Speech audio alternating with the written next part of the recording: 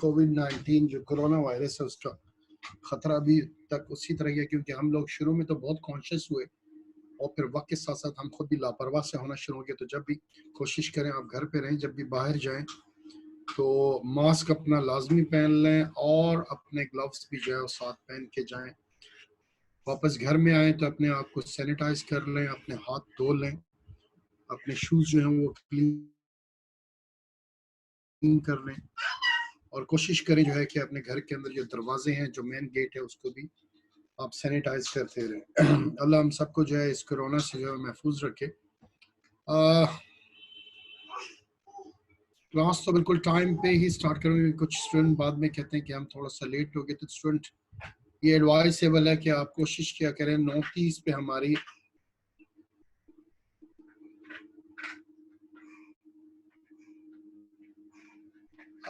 ये it's a debate है जिले बास। इसमें वाकई है कि बास कहते हैं ख़त्म हो गया, स्टिल है, लेकिन ये एक हकीकत है जो दुनिया फेस कर रही है। ये भी डिबेट्स थी कि कंस्पायरेसीज हैं कि ये चाइना ने फैलाया है, फिर ये था कि नहीं ये अमेरिका ने फैलाया है। अब देखा जाए तो ब्राजील सेकंड नंबर पे आ गया, वरना रशिया सेकंड नंबर पे था, जो कि दोनों राइवल्स हैं। रशिया अमेरिका का राइवल है, अमेरिका रशिया का है। और इसी तरह देखा जाए तो अमेरिका और चाइना की राइवलरी है। तो इस लिहाज से जब राइवलरी हम देखते हैं तो उसमें तो हमें फिर समझ नहीं आती है कि इफ दे आर राइवल्स तो वो अपनी इकोनॉमी को तो खुद से तबाह नहीं करेंगे, ना रशिया करेगा, ना चाइना करेगा, ना अमेरिका करेगा। तो ये है, और ये भी है बीच में कि चाइना ने फैलाया, तो अगर चाइना के खत्म हो गया, लेकिन चाइना अगर देख लें तो चाइना पूरी दुनिया की मार्केट को सर्व कर रहा है। तो आप चीज तब भी सर्व कर सकते हैं जब आपके कस्टमर हो, तो कस्टमर ही लेने वाले ना हो तो फिर आप कैसे सर्व कर सकते हैं। तो ये है। और देखिए अल्लाह हम सबको महफूज रखे इस कोरोना से, और ये है इस लिहाज से इसमें ये चीज़ें हैं। खैर स्टूडेंट काफ़ी जो है वो 24 आ गए। लेट्स सी हम स्टार्ट करेंगे कि टाइमिंग तो हमारी 9:30 की है। लास्ट टाइम हमने जो देखा था, अगेन आपके चैप्टर नंबर 10 से रिलेटेड ही है, जो मार्केटिंग का है, चैप्टर नंबर 10। और इस चैप्टर नंबर 10 के अंदर मार्केटिंग का हमने इंट्रोडक्शन देखा था। ठीक है, इंट्रोडक्शन में मार्केटिंग क्या होती है क्या नहीं है, जो क्या ये जो नोट्स है उनके चैप्टर नंबर 1 के अंदर हम कवर कर चुके हैं। उसी के अंदर फिर मार्केटिंग एनवायरनमेंट है जो कल हमने की थी, और मैंने कहा था आज हम मार्केटिंग एनवायरनमेंट का जो रह गया है वो करेंगे, और फिर हम कंज्यूमर बिहेवियर की बात करेंगे। और आज जो है वो मार्केटिंग एनवायरनमेंट और कंज्यूमर बिहेवियर करेंगे। देखिए, ठीक है। अगर हम कंज्यूमर की बात करें, ठीक है, जो कि आज के पॉइंट ऑफ डिस्कशन है, तो हमने एक डिबेट पहले कर ली है कि what's the difference between the customer and the consumer. और एक डिबेट हमने ये भी की है कि बिजनेस टू बिजनेस मार्केट्स क्या हैं और बिजनेस टू कंज्यूमर मार्केट्स क्या हैं। आज का जो फोकस होगा वो it's about the business to consumer markets है। ठीक है, वो भी हम देखेंगे। लेकिन एनवायरनमेंट के अंदर सोशल कॉन्टेक्स्ट और कुछ और पॉइंट थे जो हमारे रह गए थे, वो आज हम डिस्कस करके फिनिश करते हैं एनवायरनमेंट, और फिर कंज्यूमर की तरफ हम मूव करते हैं। ठीक है। एनवायरनमेंट का कल हमने देखा था कि anything and everything that is outside the boundary of your organisation is known as an environment. ठीक है, और just hold on a second.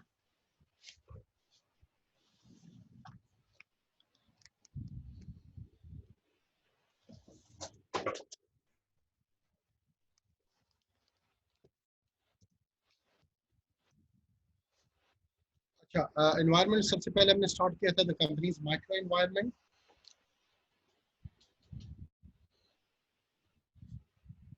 And the company's micro environment, micro environment हमने देखा जो इमीडिएट एनवायरनमेंट है, जो साथ कनेक्टेड है आपके बिजनेस से, आपकी कंपनी से। मैक्रो एनवायरनमेंट वो एनवायरनमेंट है जिसके इम्पैक्ट ना सिर्फ आपकी इंडस्ट्री को होता है, बल्कि मुल्क के अंदर जितनी भी इंडस्ट्रीज हैं उससे उनका इम्पैक्ट होता है। मैक्रो एनवायरनमेंट जिसके अंदर पेस्टल आता है, political, economical, social, technological, environmental and legal issues आती हैं। ठीक है, वो जो है वो मैक्रो एनवायरनमेंट के अंदर आती है।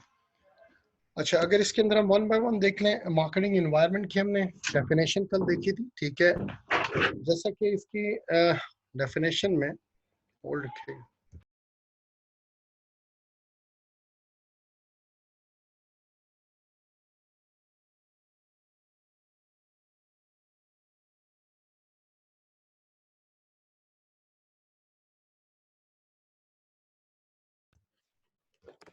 जी, जैसा मैंने पहले बताया कि anything and everything that is outside the boundary of the organisation is an environment, ठीक है। सो जो एक्टर्स हैं, जो फोर्सेस हैं outside the marketing that affects the marketing management ability to build and maintain successful relationship with customers, ठीक है। हमने marketing के कॉन्टेक्स्ट के अंदर देखना है, तो ऐसे जो फोर्सेस एंड फैक्टर्स हैं जो इम्पैक्ट करते हैं आपकी मार्केटिंग स्ट्रेटजीज के ऊपर, ये वो फोर्सेस एंड फैक्टर्स क्या हैं, वो आपकी इन्वायरमेंट के अंदर मौजूद होते हैं, ठीक है। जिनको आपने बीइंग ए मार्केटिंग मैनेजर देखना है, ठीक है। और वो फोर्सेस क्या हैं वो हम आगे देखते हैं। माइक्रो एनवायरनमेंट, ठीक है। सप्लायर, मार्केट, इंटरमीडिएरीज, ये आगे micro environment, the company, suppliers, market, intermediaries, competitors, publics and customers. Company itself, उसके बारे में हमने देखा था। सप्लायर्स, सप्लायर जो एक टिपिकल ऑर्गेनाइजेशन का स्ट्रक्चर है, जैसे मैंने बताया, उसमें सप्लायर से रॉ मटेरियल आता है, कंपनी उसको प्रोसेस करती है और एंड में आउटपुट क्या निकलता है, फिनिश गुड निकलता है। और सप्लायर क्या देता है, रॉ मटेरियल देता है, ठीक है। इसके जो सेकंड पॉइंट था, जिसमें मैंने कहा था कि treat as partners to provide customer value. देखिए, बड़ी कंपनीज जो है ना, वो इस लिहाज से अपने सप्लायर्स को बुली भी करती हैं। कल मैंने एग्जांपल तो नहीं दी थी, लेकिन अगर हम टोयोटा की बात करें तो टोयोटा के अंदर कॉटलर एंड कैलर कहता है कि वो यूएस के अंदर क्यों पहले नंबर पे आ गए, ठीक है, कि क्योंकि वो अपने सप्लायर के साथ मिलके काम करते हैं। अगर इसी सेकंड पॉइंट को देखें तो टोयोटा की मिशन स्टेटमेंट के अंदर लिखा है, we want to achieve supplier satisfaction. देखिए जी, कंपनी की मिशन स्टेटमेंट में ये तो लिखा होता है कि हम कस्टमर सेटिस्फेक्शन, क्योंकि कंपनी ने कस्टमर को डील करना है और customer is the king, customer is the boss, ठीक है। चाइनीज तो इवन कहते हैं we don't have any god, so our customer is our god, ठीक है।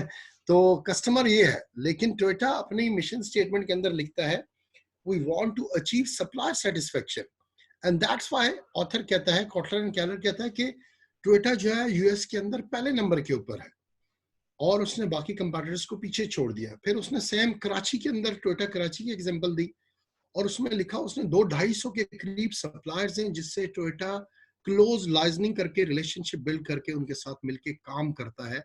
टोयोटा बुली नहीं करता अपने सप्लायर्स को। तो खैर, अगर इसके डिटेल में जाए तो वैल्यू नेटवर्क एक आता है। वैल्यू नेटवर्क के अंदर सप्लायर की बहुत ज्यादा इंपॉर्टेंस है, क्योंकि जब सप्लायर आपको एक सही चीज देगा, देखिए यहाँ पे आता है प्रोवाइड कस्टमर वैल्यू। अगर इसको, it's again huge and long detail की बात है।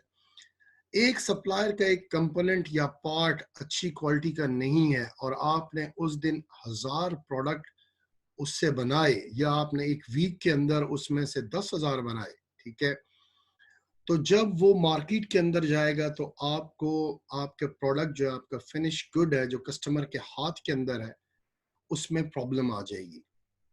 और रीजन क्या होगी कि आपके सप्लायर से रिलेशनशिप सही नहीं थे, जो डेफिनेशन आपकी थी क्वालिटी की वो उनकी नहीं थी। तो ये सारी चीजें सप्लायर से रिलेट करती हैं। कस्टमर की वैल्यू जो आपने प्रोवाइड करनी है, तो building strong relationship with the suppliers and good relationship आपने सप्लायर से मेंटेन करनी है। खैर, मार्केट इंटरमीडियरीज की हमने बात की थी, इसको कल हमने डिस्कस किया था। आपके होलसेलर्स, डिस्ट्रीब्यूटर, रिटेलर्स जो है, ये आपके मार्केट इंटरमीडियरीज हैं। ब्रोकर्स मार्केट इंटरमीडियरीज के अंदर आते हैं, ठीक है, ये हमने देखा था, मार्केट इंटरमीडियरीज हैं। फिर हमने कंपैटिटर्स देखे थे, ठीक है। श्योरली मार्केट के अंदर एनवायरनमेंट में आपके कंपैटिटर्स हैं जिनको देख के आपने अपनी स्ट्रैटेजीज क्या करनी है, चेंज करनी है, ठीक है। पब्लिक्स के अंदर हमने कहा था मीडिया पब्लिक्स देख लें, general and internal public, these are labour, और जो कि इम्पैक्ट करते हैं ऑर्गेनाइजेशन की स्ट्रेटजीज के ऊपर। जैसे नेस्ले ने अपने आप को 60s के अंदर इस लिहाज से पोजीशन किया कि नेस्ले का मिल्क जो है वो मदर मिल्क से बहुत अच्छा है, तो डॉक्टर्स इन जनरल पब्लिक ने इतना प्रोटेस्ट किया कि नेस्ले के ह्यूज मार्केट शेयर जो है वो गिर गए, ठीक है। इसी तरह बर्तानिया के अंदर नाइकी के ऊपर बहुत शोर हुआ था कि जो जूता नाइकी का 250 से 300 पाउंड्स का बर्तानिया में बिकता है, वो जाके इंडोनेशिया के अंदर चाइल्ड लेबर यूज कर रहा है, और इंडोनेशिया के अंदर जो है वो 50 पेंस, जो जूता 250 पाउंड का बिक रहा है वो 50 pence, and one 50 pence is half of the pound, ठीक है, यानी 50 पैसे, 1 रुपए के अंदर अगर 100 पैसे, तो 50 पैसे की लेबर नाइकी वहां पे पे कर रहा है। और ये पब्लिक की तरफ से है, और जो ऐसे अवेयरनेस कैंपेन्स वाले लोग होते हैं जो कि जिस तरह अब अमेरिका के अंदर एक पर्स बनती थे, और आपके लेदर की सॉरी फर वाली जैकेट्स बनती थी, और वो जो बनती थी चाइना के अंदर, और चाइना के अंदर जिस जानवर से बनती थी उसके ऊपर बहुत क्रुएल्टी थी कि इवन उनकी स्किन को जो वो ऑफ कर देते थे, और इवन स्टिल वो जानवर जो है अभी तक जिंदा होता था, जिसकी स्किन के फर, उसके बालों से जो है ये पर्स एंड जैकेट्स बनती थी, और वो अमेरिका की सॉइल के अंदर सेल होती थी। So these are the pressure groups जो कि करते हैं। तो मार्केटिंग वालों ने देखना है कि आपने किस लिहाज से, उनकी भी जो एक्सपेक्टेशंस हैं, उनकी जो चाहत है, जो वो चाहते हैं, उस लिहाज से अपने बिजनेसेस को वो करें। तो पब्लिक जो है बहुत इन्फ्लुएंस करते हैं आपके माइक्रो एनवायरनमेंट के अंदर। कस्टमर्स की बात है, customer is the king, customer is the boss, जिसमें कंज्यूमर मार्केट और बिजनेस मार्केट दो चीजें, जैसे मैं ऑलरेडी जिक्र कर चुका हूँ, इसके ऊपर हमने एम्फेसाइज किया था। और आज हम कंज्यूमर मार्केट्स देखेंगे और कंज्यूमर बाइंग बिहेवियर देखेंगे, और कंज्यूमर का जो बाइंग प्रोसेस देखेंगे, जो कि इस चैप्टर का हिस्सा है, ठीक है। अच्छा, फिर कंपनी के अंदर these are the macro environment. एक चीज मैंने बताई थी, इन दोनों में फर्क ये भी है कि माइक्रो इंडस्ट्री से रिलेटेड है, ठीक है, आपके इंडस्ट्री की जो फोर्सेस हैं वो इम्पैक्ट करती है, और मैक्रो ओवरऑल जो पूरी कंट्री की एनवायरनमेंट है उससे रिलेटेड है, जिसमें डेमोग्राफिक है, इकोनॉमिक है, नेचुरल है, टेक्नोलॉजिकल है, पॉलिटिकल है, कल्चरल इश्यूज हैं जो कि इम्पैक्ट करते हैं ऑर्गेनाइजेशन के एनवायरनमेंट के अंदर हैं, और यही सारे फैक्टर्स भी आपकी बुक के अंदर लिखे हुए हैं, ठीक है। डेमोग्राफी हमने पढ़ी, और इसके अंदर हमने एजुकेशन का भी जिक्र किया, पॉपुलेशन की डेंसिटी की बात कर रहे हैं, और ये उस लिहाज से है सारा कि ये डेमोग्राफिक एनवायरनमेंट जो कि इम्पैक्ट करती है। और आजकल अगर पॉपुलेशन के लिहाज से हम देखें तो दुनिया की जो इकोनॉमिकल डेवलपमेंट है उसकी बेसिस किसके ऊपर है? ज्यादा से ज्यादा पॉपुलेशन होने के लिहाज से। जैसे यूनाइटेड नेशन के अंदर खान साहब ने तकरीर की थी और इंडिया की बात की और कश्मीर के इशू पे भी बात की, और उन्होंने एक चीज बता दिया कि इंसानियत से ज्यादा जो मटेरियलिज्म है वो दुनिया के अंदर छाया हुआ है, क्योंकि India 1.3 billion, it's more than 1.3 billion हो चुके हैं, इट्स ऑलमोस्ट सम सेज के 1.6 बिलियन की मार्केट है। So that's a huge and a big market, so that's why लोग खामोश हैं। तो ये जो डेमोग्राफी ऑफ द कंट्रीज हैं ये बहुत ज्यादा मैटर करती है। चाइना की भी जो इकोनॉमिकल डेवलपमेंट है that's a basis of the population, वो एक अलग चीज है। I would really deny and bluntly denied कि एक अलग चीज है। पाकिस्तान के अंदर पॉपुलेशन ग्रोथ के ऊपर बहुत ज्यादा शोर मचाते हैं। पाकिस्तान के पास इतने रिसोर्सेज हैं, अगर इन रिसोर्सेज को प्रॉपर्ली यूटिलाइज किया जाए तो हमारी पॉपुलेशन कुछ भी नहीं है रकबे के लिहाज से। इंग्लैंड इवन बलूचिस्तान के रकबे के लिहाज से बलूचिस्तान से भी छोटा मुल्क है, ठीक है, और 7 करोड़ की पॉपुलेशन है। So we are much more bigger country. अगर हम अपने रिसोर्सेज को प्रॉपर यूटिलाइज करें तो एक वक्त आएगा कि ये पॉपुलेशन कुछ भी नहीं है। और अब जो इकोनॉमिकल डेवलपमेंट है, ठीक है, ये मैं आपको एक बात बता रहा हूँ जो कि गैलप सर्वे के है, एक सेमिनार के अंदर गैलप के सीनियर सर्वे वाले है, और हर दुनिया आज जानती है, हमारे सामने एग्जांपल्स हैं कि इकोनॉमिकल ग्रोथ जो है कंट्रीज की on the basis of population है। कहना जो मैं चाह रहा था, जैसे कि एक ब्लेड बनाने वाली कंपनी है, अगर पाकिस्तान के अंदर ब्लेड बनाएगी, 1 रुपए का ब्लेड सेल करती है, और उसने 22 करोड़ की आवाम को डील करना, 22 करोड़ में से 2-2.5 करोड़ उसके कस्टमर हैं, और अगर यही कंपनी इंडिया के अंदर है जिसने 1 करोड़, 1 अरब 30 करोड़ पॉपुलेशन को सर्व करना है, तो वही ब्लेड बनाने वाली कंपनी दिन में 2.5 करोड़ रुपए की सेल कर रही है, एक दिन में एक ब्लेड वो सेल करती है, और मैं एग्जांपल दे रहा हूँ 2.5 करोड़ की पॉपुलेशन को कर रही है। और यही कंपनी अगर इंडिया के अंदर है तो वो हो सकता है 30 करोड़ को सेल करे, क्योंकि वहां पे they are serving a population of 1.6 billion people. So the population के जो है इकोनॉमिकल डेवलपमेंट जो फ्यूचर की आ रही है कंट्रीज की on the basis of population है। यही काम अमेरिका ने 60s में किया, उसने इमिग्रेंट्स को कॉल किया पूरी दुनिया से, और इमिग्रेंट्स आए, ठीक है, और पॉपुलेशन इंक्रीज हुई, और जिसकी वजह से इकोनॉमिकल डेवलपमेंट हुई अमेरिका के अंदर, ठीक है। तो खैर ये चीजें बहुत ज्यादा मैटर करती हैं। जो पॉपुलेशन है, उस पॉपुलेशन का साइज, अर्बन एरिया के अंदर कितनी पॉपुलेशन है, रूरल एरिया के अंदर कितनी है, उस पॉपुलेशन की एज, उनका जेंडर, रेस, ऑक्यूपेशन क्या है, उसी लिहाज से उनकी स्ट्रेटजीज बनती हैं, उसी लिहाज से उनके प्रोडक्ट्स बनते हैं और उसी लिहाज से वो उनको सर्व करते हैं। ठीक है, these are the one of the major factors जो है डेमोग्राफी। ये हमने देख ली थी। ठीक है,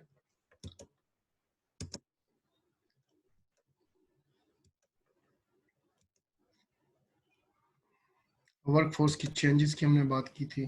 ठीक है, इकोनॉमिक एनवायरनमेंट, इसको फिर हमने देखा था, ये बहुत मैटर करती है जहाँ पे लोगों की परचेजिंग पावर। शुरू में हमने नीड्स, वांट्स एंड डिमांड देखे थे जो लास्ट पहले लेक्चर के अंदर, और डिमांड के ऊपर मैंने कहा था आगे हम फर्दर डिस्कस करेंगे। तो इकोनॉमिकल कंडीशन के ऊपर मैटर करती है कि किस चीज़ की डिमांड किस लिहाज से कितनी ज़्यादा है। हम गाड़ियों की बात करें, हम एप्पल आईफोन की बात करें, तो अगेन जिन कंट्रीज़ की इकोनॉमिकल कंडीशन गुड है तो वहाँ पे उनकी डिमांड ज़्यादा है। ठीक है, लाइक आईफोन की है। क्योंकि वही बात आती है, एक वर्ड अक्सर यूज करते हैं, घर का मेरा चूल्हा जलेगा तो बाकी एंटरटेनमेंट और लग्जरी के ऊपर मैं स्पेंड करूंगा, else I don't have the money to buy luxury phones, luxury cars, luxury bikes. ठीक है, या एंटरटेनमेंट के जो इलेक्ट्रॉनिक स्टफ बाय कर सको। और इकोनॉमिक के अंदर में बताया था कि जैसे टाटा नैनो की बात की है कि हाँ, इंडिया के अंदर टाटा नैनो लॉन्च है, अमेरिका के अंदर ये लॉन्च भी नहीं हो सकती, क्योंकि इंडिया के अंदर लोग इकोनॉमिकल कंडीशन को देखते हुए, mostly population lower middle class and middle class है, और उसको देखते हुए टाटा नैनो ने लॉन्च की। So they are looking for the economical environment and they provide the value towards the customer. What is the value they provide? They provided Tata Nano on a reasonable price, और जो है वो quality की car थी और एक family car है। ठीक है, नेशनल एनवायरनमेंट, ये बहुत ह्यूज और डिटेल टॉपिक है। ठीक है, इसके अंदर कल हमने देखा था कि वाकई ये वो फैक्टर्स हैं जो मार्केटर्स को इम्पैक्ट करते हैं। निसान अल्टिमा की बात की मैंने, उसके ऐड की मैंने बात की कि उस ऐड के अंदर वो स्टार्ट ही वहां से करते हैं, एक आदमी ब्रीथ कर रहा है, ब्रीथ इन कर रहा है, ब्रीथ आउट कर रहा है, और उसके अंदर बता रहा है कि कितने कार्बन एमिशन इन्वायरमेंट के अंदर है जो हम ब्रीथ इन करते हैं। ठीक है, और फिर उसके बाद वो पोजीशन कर रहे हैं अपने आप को कि हमारी निसान अल्टिमा जो है वो लेस कार्बन एमिशन है, और ये एक क्या है, इलेक्ट्रिक कार है, हाइब्रिड कार है, जिसके अंदर से वो फ्यूल को एक तो कंज्यूम नहीं कर रही, इन्वायरमेंट को सेव कर रही है, और फिर साथ साथ क्या हो रही है, वो हमारी जो है वो एक्सटर्नल नेचुरल इन्वायरमेंट को के लिए बेहतर है। ठीक है, तो नेचुरल इन्वायरमेंट हमने डिस्कस किया। नेशनल इन्वायरमेंट की लेजिस्लेशन मैंने और ये भी बताया था, इन्वायरमेंट वाले हैं पाकिस्तान के अंदर, और जैसे तरलाई इस्लामाबाद के अंदर एक इलाका है, वहाँ पे 35 से 40 भट्टे थे, और उनको वहाँ से इन्वायरमेंट ने नोटिस दे दिया कि अब आप यहाँ से मूव कर लें क्योंकि पॉपुलेशन करीब आ रही है। स्टिल क्वेश्चन जहन में आता है, बहुत ज़्यादा ऐसी जगह हैं जहाँ पे फैक्ट्रीज लगी हुई हैं और उनका वेस्ट हो रहा है, लेकिन ये सारे फैक्टर्स किस में आते हैं, इन्वायरमेंट फैक्टर के अंदर आते हैं। ठीक है, अब जैसे है कि इन्वायरमेंट के लिहाज से है, शॉपिंग बैग्स का बैन कर देना। ठीक है, क्योंकि वो इन्वायरमेंट फ्रेंडली नहीं है। तो ये सारी इन्वायरमेंट से रिलेटेड है, इनका इम्पैक्ट ऑर्गेनाइजेशंस के ऊपर, और इन्वायरमेंटल फैक्टर का इम्पैक्ट ऑर्गेनाइजेशन की मार्केट के ऊपर बहुत ज़्यादा होता है। लेकिन अगेन इसके साथ साथ डेमोग्राफिक फैक्टर है, लोग कितने एजुकेटेड हैं, कितने अवेयर हैं, इकोनॉमिकल फैक्टर भी उसके साथ साथ काउंट करते हैं। ठीक है, टेक्नोलॉजिकल फैक्टर्स, टेक्नोलॉजिकल कंसर्न है गवर्नमेंट की तरफ से। जैसे अमेरिका के अंदर में बताया कि AT&T को कह दिया अमेरिका ने, अमेरिकन टेलीकॉम ने, अथॉरिटी ने, कि आप ये टेक्नोलॉजी इंप्लीमेंट करो वरना आप बिजनेस नहीं कर सकते हो। ये काम उन्होंने 2001 में भी किया और फिर 2011 या 12 के अंदर भी किया। And AT&T has to enhance its technological capabilities. फिर कल मैंने एक एग्जांपल दी थी, साउथ अफ्रीका के अंदर जैसे बाय लॉ है, पॉलिटिकल फैक्टर है कि आप इतनी टेक्नोलॉजी इंप्लीमेंट कर सकते हैं, 35 मोर देन 35 नहीं कर सकते, और 65% मैनुअल होनी चाहिए। बट सेम अगर आप देख लें तो बरतानिया के अंदर ऐसा नहीं है, क्योंकि बरतानिया के अंदर वहाँ पे अनएम्प्लॉयमेंट रेशियो नहीं है। तो ये सारे फैक्टर एक दूसरे से कनेक्टेड भी हैं। Why it's a technological factor, और क्यों गवर्नमेंट ने कानून बनाया हुआ है, क्योंकि इकोनॉमिकल कंडीशन की वजह से वहाँ पे बनाया हुआ है। ठीक है, लॉ क्या है, टेक्नोलॉजी से रिलेटेड है, बनाया किसने है, पॉलिटिकल फैक्टर ने बनाया, बनाया क्यों है, क्योंकि इकोनॉमिकल फैक्टर को देखते हुए।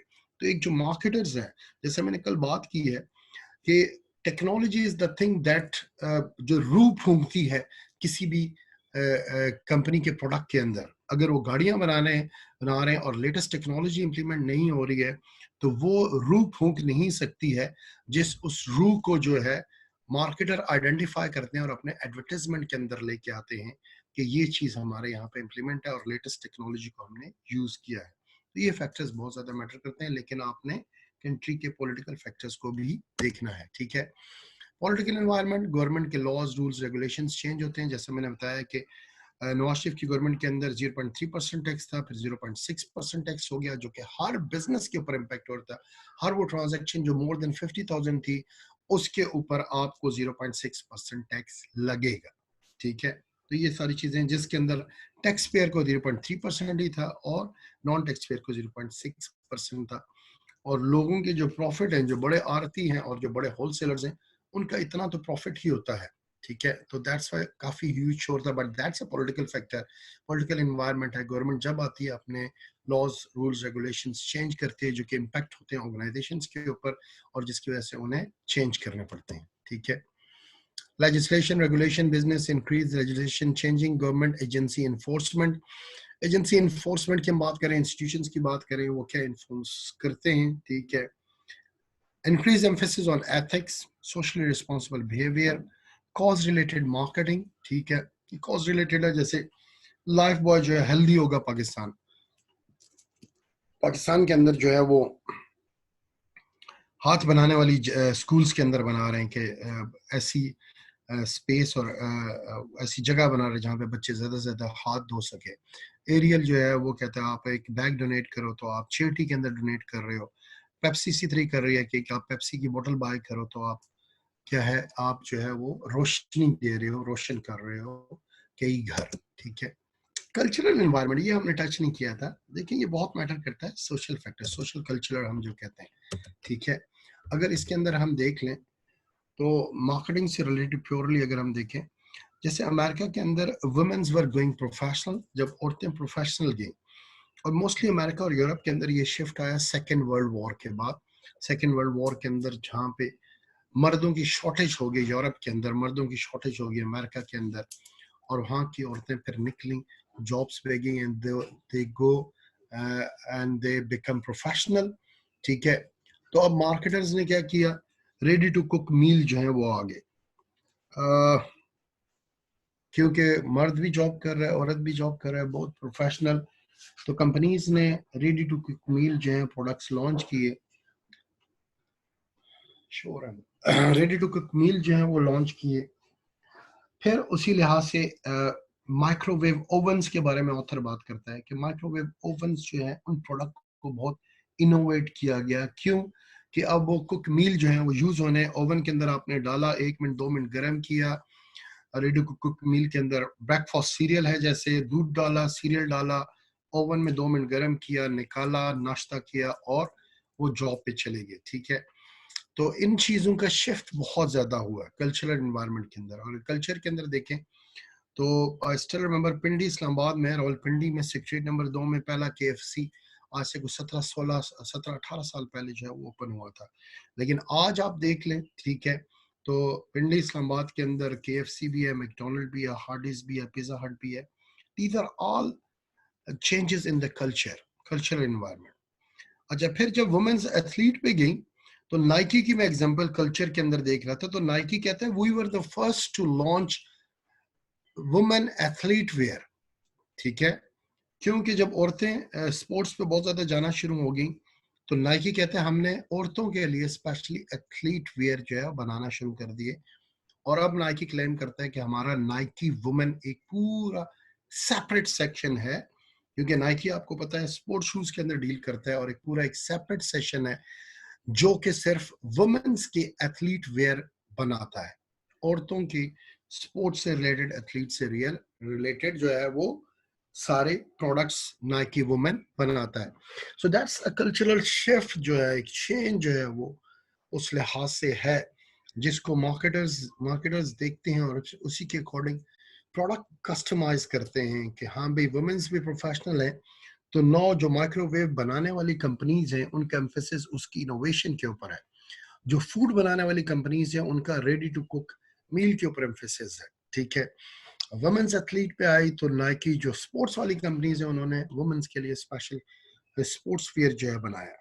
इसी तरह अगर हम देख लें तो स्कूल्स का एम्फेसिस जैसे अब हो गया डे केयर सेंटर में, ऐसे स्कूल्स हैं जो प्राइमरी तक है, लेकिन साथ साथ वो डे केयर भी दे रहे हैं क्योंकि उन्हें पता है कि वुमेन्स का अर्बन एरियाज के अंदर, लाहौर, कराची, इस्लामाबाद, रावलपिंडी के अंदर, बिग सिटीज के अंदर वुमेन्स जो हैं वो प्रोफेशनल हैं, जॉब कर रही हैं और उन्होंने अपने बच्चों को भी रखना है, तो there is a need for the day care centre as well. तो उन्होंने साथ साथ क्या डे केयर सेंटर भी ओपन कर लिया। So these are all the factors related to the culture, social and culture environment. जो कल्चर चेंज होता है, साथ साथ कंपनीज भी अपने इन सारी चीज़ों को जो है वो स्ट्रेटजीज को चेंज करते हैं, मार्केटिंग को चेंज करते हैं। ठीक है,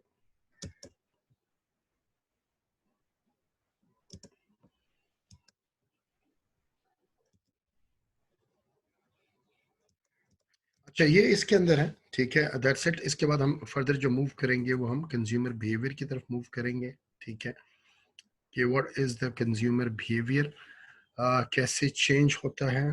ठीक है, if I am not wrong, consumer market and the consumer buying behaviour.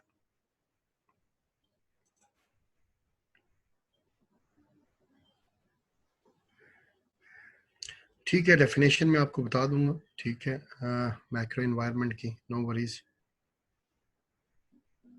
अच्छा, एथिक्स का एम्फेसिस क्या है, अब्दुल खालिक?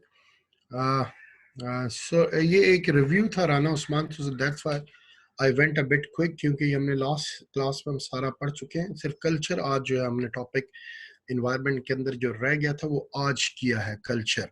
बाकी सारे जो है वो कल की रिवीजन थी। राना उस्मान, एथिक्स का जो है वो क्या कहते हैं, सॉरी, एथिक्स हम जो है लास्ट टाइम पढ़ चुके हैं। लास्ट जो है एचआर के अंदर लास्ट टॉपिक्स थे एथिकल के अंदर, और एथिकल डायलामा हमने पढ़ा था, और जिसके अंदर दो एक सिनेरियोज भी हमने डिस्कस किए थे। मैं इन शॉर्ट बता दूं, जैसा कि एक फैक्ट्री है, ठीक है, और ये नेचुरल एनवायरनमेंट से रिलेटेड भी आता है, एक्सटर्नल नेचुरल एनवायरनमेंट। ऐसी ह्यूमन एक्टिविटीज जो एक्सटर्नल नेचुरल एनवायरनमेंट को, कुदरती एनवायरनमेंट को पॉइजन करती हैं, वो किस फैक्टर में आते हैं? वो नेचुरल फैक्टर्स के अंदर आते हैं। ठीक है, अच्छा, एथिकल के अंदर जो हमने लास्ट टाइम देखा था एथिकल में, वो ये था कि एक फैक्ट्री है जिसके अंदर एक वेस्ट का जो है एक प्रोसेस है और एक मशीनरी और एक टेक्नोलॉजी यूज हो रही है जो कि वेस्ट को जो लेस कार्बन एमिशन है और लेस वेस्ट को एनवायरनमेंट के अंदर रिलीज करती है, क्योंकि वो फैक्ट्री के अंदर एक ऐसी टेक्नोलॉजी इंप्लीमेंट करते हैं कि जिसकी वजह से फैक्ट्री का जो है वो वेस्ट एनवायरनमेंट में कम जाएगा। अब इशू, हमने जो एथिकल इश्यूज की बात की थी उसमें एथिकल डायलेमा ये था कि वो टेक्नोलॉजी बहुत एक्सपेंसिव थी, और साथ ही ऑथर ने लिखा कि कंपनी को इस लिहाज से बहुत ज़्यादा प्रेशर था कि कंपनी जो है वो जो की शेयर होल्डर्स हैं वो चाहते थे कि हमें अपनी इन्वेस्टमेंट के ऊपर ज़्यादा से ज़्यादा रिटर्न मिले। तो अगर अनएथिकल बिहेवियर की बात करें तो कंपनी इन्वेस्टर्स को खुश करे और उनको ज़्यादा से ज़्यादा रिटर्न दे, और वो टेक्नोलॉजी इंप्लीमेंट ना करे जिसकी वजह से वेस्ट कम होता है, तो वो क्या कर रही है? अनएथिकल बिजनेस प्रैक्टिस कर रही है। ठीक है, अच्छा, अब ये यहाँ पे इंक्रीज एम्फेसिस की जो यहाँ पे बात हुई है, तो पूरी दुनिया के अंदर अब इन एथिकल इश्यूज के ऊपर जो है बहुत ज़्यादा एम्फेसाइज हो रहा है कि कंपनीज की प्रैक्टिसेस ऐसी हों जो कि सोसाइटी एट लार्ज को बेनिफिट दें, ना कि उल्टा नुकसान दें। तो ये एथिकल इश्यूज जो है वो एम्फेसाइज हो रहा है, और इसी चीज़ को हमने डिबेट किया था कि अगर if it would be the point in Europe and America, तो श्योरली ऐसा ही है कि जहाँ पे लोग जो हैं थॉटली स्ट्रॉन्ग हैं और वहाँ पे करप्शन एंड ब्राइबरी नहीं है, तो कंपनीज ला महला उसने उसको यूज करना ही है। ठीक है, लेकिन like in Pakistan and other countries, वहाँ पे क्या अथॉरिटी स्ट्रॉन्ग नहीं है, इंस्टीट्यूशन स्ट्रॉन्ग नहीं है। एक तो वो इन्फोर्स नहीं करवा सकते, ठीक है, और दूसरा करप्शन एंड ब्राइबरी होती है। अक्सर वो पंजाब पंजाब फूड वाले जहाँ पे छापा मारते हैं, या जो हम अक्सर मीडिया के थ्रू छापा देखते हैं, तो वहाँ पे उन होटल्स को दो दो तीन तीन दफा फाइन होता है, और उन होटल्स ने उसको एज ए एक्सपेंस में डाला होता है कि ये जब आएंगे अथॉरिटीज छापा मारेंगी तो ये हमारा खर्चा है, इतना फाइन वो देंगे देंगे, बाकी हम साल 2 साल पूरे वही प्रैक्टिसेस करते रहेंगे। तो जब लॉ सूट स्टार्ट होंगे तो कभी नो बडी कैन डेयर के एक दो उनका फाइन हुआ, साल बाद आए तो फिर वही मैल प्रैक्टिस कर रहे हैं। नहीं, अगर लॉ सूट्स टाइट हो तो नेक्स्ट टाइम वो इवन बिजनेस ही नहीं कर सकते, उनके बिजनेस को हो सकता है फॉर लाइफ या for 2 month 3 month 6 month close कर दे। तो ये खैर सारी चीजें आती हैं जिसका एम्फेसाइज बहुत है कि कंपनीज की जो प्रैक्टिसेस हैं वो एथिकल हो। ठीक है, एथिकल के अंदर हमने एचआर का क्योंकि टॉपिक पढ़ा था और एचआर से रिलेटेड हमने देखा था, एक और पॉइंट ये भी डिस्कस किया था। ये तो हो गया ओवरऑल जनरल एनवायरनमेंट से रिलेटेड और उनके एथिकल बिजनेस प्रैक्टिसेस की, कि उसमें एक मैनेजर अपने असिस्टेंट को कहता है कि आपने लोगों को निकालना है, निकालना ऐसे है कि आप एम्फेसाइज ये लग रहा हो कि आपने अक्रॉस द बोर्ड सही निकाला है, लेकिन कोशिश करें on the base of race था कि जो brown skin and black skin से आप उनको निकालें, गोरों को बचा लें। ठीक है, ऑल दो इसके अंदर ये एथिकल कंसर्न भी था कि जब वो इनको निकाल रहे हैं तो बहुत ही ज्यादा कॉम्पिटेंट लोग भी उसमें निकल रहे हैं। तो अगर कंपनी कोई ऐसी प्रैक्टिस कर रही है तो वो क्या कर रही है, अनएथिकल प्रैक्टिसेस कर रही है।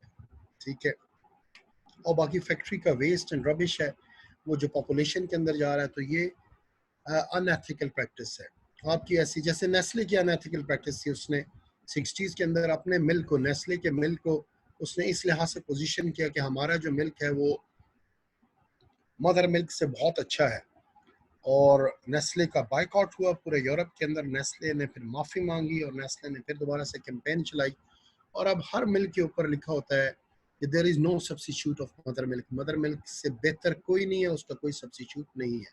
अभी नाइकी की एग्जांपल मैंने दी है कि एम्फेसाइज हो गया कि जो कंपनीज थर्ड वर्ल्ड कंट्रीज के अंदर भी बिजनेस कर रही हैं वो फेयर ट्रेड कर रही हैं कि नहीं कर रही है, फेयर बिजनेस कर रही हैं कि नहीं कर रही हैं। जैसे नाइकी 50 पेंस दे रहा है लेबर और चाइल्ड लेबर यूज कर रहा था इंडोनेशिया के अंदर अपने जूते बनवाने के लिए। तो ये वो सारी प्रैक्टिसेस कंट्रीज जो हैं वो बाहर जाके पूरी पूरी दुनिया में, चाइना, इंडोनेशिया, मलाइशिया, बांग्लादेश, पाकिस्तान के अंदर वो फैक्ट्रीज लगाती हैं, तो वो अनएथिकल बिजनेसेस के अंदर ना हो। तो ये इस चीज़ का एम्फेसाइज हो चुका है, और बहुत सी कंपनीज जो ऐसी प्रैक्टिसेस करती थी अब नहीं कर रही। ठीक है, स्टिल करती भी हैं, नाम नहीं आने देती, कवर अप कर लेती हूँ। ठीक है, अच्छा कंज्यूमर मार्केट्स की बात करें, और जैसे हमने कंज्यूमर बिहेवियर आपका लास्ट पॉइंट है चैप्टर 10 के अंदर, जिसके अंदर हम देखते हैं कि what is the behaviour of the consumer. पहला फर्क तो हमने देख लिया बिजनेस टू बिजनेस मार्केट से, जिसमें एक बिजनेस दूसरे बिजनेस को अपनी चीजें दे रहा है, तो वो बिजनेस टू बिजनेस रिलेशनशिप है, उसको हम B2B कहते हैं। Second is business to consumer है, ये बिजनेस से जो मैं और आप, Jazullah, you have raised hands so many times. Let's see क्या आप पूछना चाह रहे हैं। कल्चर को देखें, ये कल्चर तो सारा मैं एक्सप्लेन अभी अभी कर चुका हूँ, आई डोंट नो क्या है। लेकिन ये कल्चरल शिफ्ट की जैसे मैंने बात की, वुमेन्स वर गोइंग प्रोफेशनल, तो माइक्रोवेव ओवन्स की आ गई, रेडी टू कुक मील की आ गई, इवन जो है वो ऑटोमेटिक वॉशिंग मशीन की अगर मैं बात करूँ तो वो भी उसी से रिलेटेड है। And that's a shift in the culture, culture के अंदर शिफ्ट है। अगर प्योर कल्चर की शिफ्ट की बात करें तो हमारे ईटिंग बिहेवियर्स की बात कर लें, और मैंने जो फास्ट फूड की बात की है, 18 साल पहले के एक KFC खुला था, ऑलमोस्ट अप्रोक्सीमेटली 18 19 16 या 15 साल हुए होंगे। तो उस वक्त लोग इतने ज़्यादा फॉन्ड ऑफ फास्ट फूड नहीं थे जो कि आज हो चुके। That's a change in the culture, कि लोगों के ईटिंग बिहेवियर्स चेंज हो गए। ठीक है, लोग जो है उनके, वही बात है कि अगर पाकिस्तान की हेल्दी फूड को देखा जाए, चिकन कढ़ाई, मटन कढ़ाई, it's far much better than the fast food and it's far more healthy than the fast food. लेकिन एक कल्चरल शिफ्ट है, और मैं तो कहता हूँ कि जब तक हमारी यूथ जो है वो फास्ट फूड जाए और पिक्चर्स ना खींचे और सेल्फियाँ ना बनाए और फेसबुक पे लोगों को टैग ना करे, तो उनको फास्ट फूड भी हजम नहीं होता। And what is this, that's a cultural change. और फास्ट फूड की अगर हम बात करें तो पाकिस्तान की KFC, मैकडोनल्ड, अमेरिका की, ये नॉन फैक्ट्स है, अमेरिका की कई स्टेट से ज्यादा पाकिस्तान के अंदर बिजनेस कर रहे हैं। अमेरिका में कई स्टेट्स ऐसी हैं जहां पे KFC और मैकडोनल्ड का इतना बिजनेस नहीं है जितना पाकिस्तान के अंदर है। और फास्ट फूड की अगर हिस्ट्री देखें क्योंकि मैं रे क्रॉक के बारे में एंटरप्रेन्योरशिप में पूरी स्टोरी पढ़ाता हूँ कि रे क्रॉक ने 52 इयर्स की उम्र में पहला मैकडोनल्ड ओपन किया था, और उसने कोई इन्वेंशन नहीं की थी, बल्कि उसने फिर इनोवेट किया था, क्योंकि अमेरिका के अंदर फास्ट फूड इससे पहले चल रहा था। कर्नल सॉन्डर्स की बात करें केएफसी की, तो उसने भी फास्ट फूड जो है वो लॉन्च किया, लेकिन फास्ट फूड अमेरिका में उससे पहले चल रहा था। कॉन्सेप्ट क्या है फास्ट फूड का, कि पीपल आर बिजी, एक जॉब कर रहे हैं, एक जॉब से वो निकले, उन्होंने रास्ते में चलते हुए, बस पे जाते हुए, ट्रेन पे जाते हुए, सफर में फिर दूसरी जॉब को ज्वाइन करना है, तो रास्ते से वो क्या कर लेते हैं, ग्रैब एंड गो मंत्र हम इसे कहते हैं, ग्रैब एंड गो। आप जाते हो, ग्रैब करते हो और वापस निकल जाते हो, ग्रैब एंड गो। तो इस ग्रैब एंड गो फूड को आप उठाते हो, that is a fast food, जो कि क्विकली अवेलेबल होता है, और फिर चलते हुए ट्रेन के अंदर, बस के अंदर आप उसको कंज्यूम करते हो, क्योंकि आपने दूसरी जॉब के अंदर पहुंचना है। तो that's a concept of fast food in America and Europe. और हमारे यहाँ पे यह कॉन्सेप्ट है कि हम फास्ट फूड के अंदर बैठ के 2-2, 2.5-2.5, 3-3 घंटे की क्या करते हैं, सोशलाइजेशन करते हैं, ठीक है। और फिर वही बात है, उसकी पिक्चर्स खींचते हैं, और उसके बाद हम उसको जो है वो अपने व्हाट्सएप के स्टेटस पे लगाएंगे, फेसबुक के स्टेटस पे लगाएंगे, और जब तक हम लगाएंगे नहीं, हम उस वक्त तक जो है वो हमारे ये फास्ट फूड हजम नहीं होगा। और ये एक सिंबल बन गया है, ये एक हमारा, मैं कहूँगा it's an unfortunate in our society, कि हम स्टेटस कॉन्शियस हो चुके हैं। We are not that busy as the America and Europe के अंदर है, कि आप एक जॉब से हैं।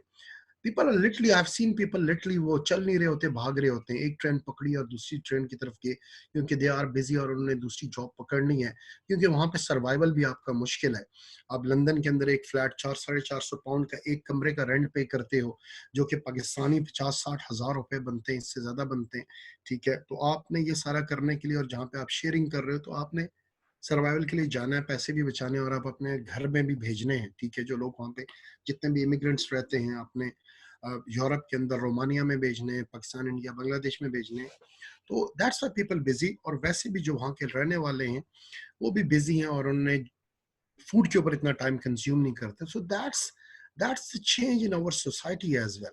But we are not that much busy, हम ऐसे बिजी नहीं, हम 2-2, 2.5 घंटे फास्ट फूड के अंदर सोशलाइजेशन करते हैं, हम टाइम वेस्ट करते हैं, हमने एक जॉब से दूसरी जॉब के अंदर फास्ट फूड नहीं। लेकिन what is the problem in our society, जो कल्चरल है, कि हम स्टेटस कॉन्शियस हैं, हम इसको एक स्टेटस सिंबल समझते हैं फास्ट फूड को, ठीक है। और हम जो है ग्रुप के अंदर बैठ के, जिसको डैश मारना कहते हैं, ओ मैकडोनल्ड की मैकफ्लरी खाई है, ओ यार छोड़, अगर तूने वो नहीं खाई, ओ मैकडोनल्ड का ये खाया है, केएफसी का ये खाया, हार्डीज का बर्गर खाया है। जब तक हमारी कौम इस चीज के अंदर रहेगी, तो इस फास्ट फूड का बिजनेस चलता रहेगा, और फास्ट फूड चला है। This is a huge cultural change. अगर हम अपनी ट्रेडिशनल फूड, चिकन कढ़ाई और मटन कढ़ाई को देखें, तो इस फास्ट फूड से मच मोर बेटर है। बट फास्ट फूड ज्यादा बिजनेस कर रहे हैं पाकिस्तान के अंदर, अमेरिका की स्टेट से भी ज्यादा बिजनेस कर रहे हैं। This is a cultural change, ये हमारे कल्चर का एक चेंज है। हमारी वही बात है, हेल्दी है, मकई की रोटी, सरसों का साग, मक्खन बहुत हेल्दी है। हमारी चिकन कढ़ाई, मटन कढ़ाई बहुत हेल्दी है। लेकिन हमारी कौम जो है वो फास्ट फूड के पीछे लगे, जो कि जंक है, अनहेल्दी फूड है, ठीक है। But that's a change in the culture, हमारे कल्चर के अंदर एक चेंज है, और लोग उसको यूज कर रहे हैं। आई बिलीव आप लोग अंडरस्टैंड कर देंगे, दैट्स अ कल्चरल एनवायरनमेंट। और इसी चीज को अब्दुल खालिक, ब्रेक तो हमने कल भी दी थी 5 मिनट की, आज भी मैं दूंगा, लेकिन एटलीस्ट हमारा 1 घंटा हो जाए, तो उसके बाद हम ब्रेक देंगे। तो दैट्स द थिंग। इसको हम मैं एंटरप्रेन्योरशिप में कल्चरल बैरियर्स भी कहता हूँ, कि हमारा जितना स्टेटस कॉन्शियसनेस है, उसी की वजह से हमारी यूथ भी जो है वो कोई काम नहीं करती है। हमारी यूथ मायूब समझती है किसी काम को करने में, ठीक है। ये भी एक कल्चर का हिस्सा है। मैं आई हैव नॉन, मैं 11 साल से एंटरप्रेन्योरशिप भी पढ़ा रहा हूँ, 11 साल से, ऑलमोस्ट 12 साल होने लगे। This year is not 12 year is going on, जो यूथ को पढ़ाते हुए, कि कोई भी यूथ अगर कमर्शियल, यहाँ पे रावलपिंडी में जगह है, इधर सुपर जिना सुपर है, वहां पे अगर चिप्स का अगर एक स्टॉल लगाएं, बिलीव करें, 1-1.25 लाख रुपए, मुझे पता है कि वहां पे अफगानी लगाते हैं, और वो 1-1.25 लाख रुपए चिप्स से कमाते हैं कमर्शियल मार्केट के अंदर। लेकिन नहीं, हमारी यूथ कभी भी नहीं लगाएगी। They still looking for the job. One of the dilemma is that about the job, कि हम जॉब के पीछे रन कर रहे हैं, ठीक है। और 15-20 हज़ार की जॉब तो एक्सेप्ट कर लेंगे, लेकिन कमर्शियल के अंदर वो चिप्स नहीं लगाएंगे। क्यों? कि लोग क्या कहेंगे और हमारी नाक कट जाएगी अगर हम ऐसा काम करें। ये सारी प्रॉब्लम्स हैं जो कि यूरोप अमेरिका के अंदर नहीं है, और यूथ जो है वो किसी काम को मायूब नहीं समझ रही, वो जॉब भी कर रही है। लड़के इवन इवन जॉब करना पसंद भी नहीं करते। अगर मदर केयर के अंदर जो कमर्शियल में है या जे डॉट के अंदर जॉब करना पसंद नहीं करेंगे, क्योंकि ऑल्दो 18 से 20-22 हज़ार रुपए आपको वहाँ पे मिलती है, और आईसीएमए की एक सेमेस्टर की फीस तो आपकी जो है वो 2 जॉब्स के अंदर इजीली निकल जाती है। बट स्टिल स्टेटस कॉन्शियसनेस है, माँ बाप के ऊपर बर्डन है, माँ बाप कर रहे हैं स्टडीज। आई कांट से कि इट्स टू टफ कि you can't do the job. इंसान जब काम करता है तो सारी चीजें साथ साथ हो भी जाती हैं। But these are the problem, these are the cultural barriers जो हमारी सोसाइटी के अंदर है, and we are the status conscious, ठीक है, और हम चीज़ों को करने में मायूब समझते हैं, जिसकी वजह से प्रॉब्लम्स हैं, ठीक है। आई बिलीव आपको कल्चर का काफ़ी समझ आ गया होगा कि कल्चरल शिफ्ट क्या है और कंपनीज के एम्फेसाइज कल्चर के ऊपर क्या है, ठीक है। अगर हम कल्चर के ऊपर देखें तो यूफोन की एक सिम आई थी, Ufone youth package, yellow colour की सिम आई थी। अब उसके ऐड को अगर आप देख लें तो उस यूथ पैकेज के अंदर जो येलो कलर की सिम थी, उसमें उन्होंने सारे उन्हीं ब्रांड्स के ऊपर प्रमोशन दी थी। जिसके पास ये सिम है उनको उन ब्रांड्स के ऊपर प्रमोशन है, और ब्रांड वो कौन से थे जो सारे यूथ उसको यूज करती है। इसमें आउटफिटर्स है, क्रॉस रोड्स है, लीवाइस है, मैकडोनल्ड है, केएफसी है, ठीक है। सो मार्केटर्स क्या करते हैं, कल्चर को देखते हुए ट्रेंड किस तरफ जा रहा है, लोग किस टाइप की ड्रेसिंग कर रहे हैं, आउटफिटर्स टाइप की कैजुअल जीन्स एंड शर्ट्स कर रहे हैं, लेवाइस को वो यूज कर रहे हैं, पीने खाने के कौन से हैं, उनके केएफसी, मैकडोनल्ड हैं। तो यू फोन का जो यूथ पैकेज लॉन्च हुआ था, जो सिम थी, जो सिम के होल्डर थे, उनको उन जगहों पे जो कि यूथ से रिलेटेड है, क्योंकि कल्चरल चेंज की वजह से है, तो उन जगहों पे डिस्काउंट्स मिलते थे, ठीक है। अच्छा, अब नेक्स्ट आ जाए कंज्यूमर मार्केट्स के ऊपर, ठीक है।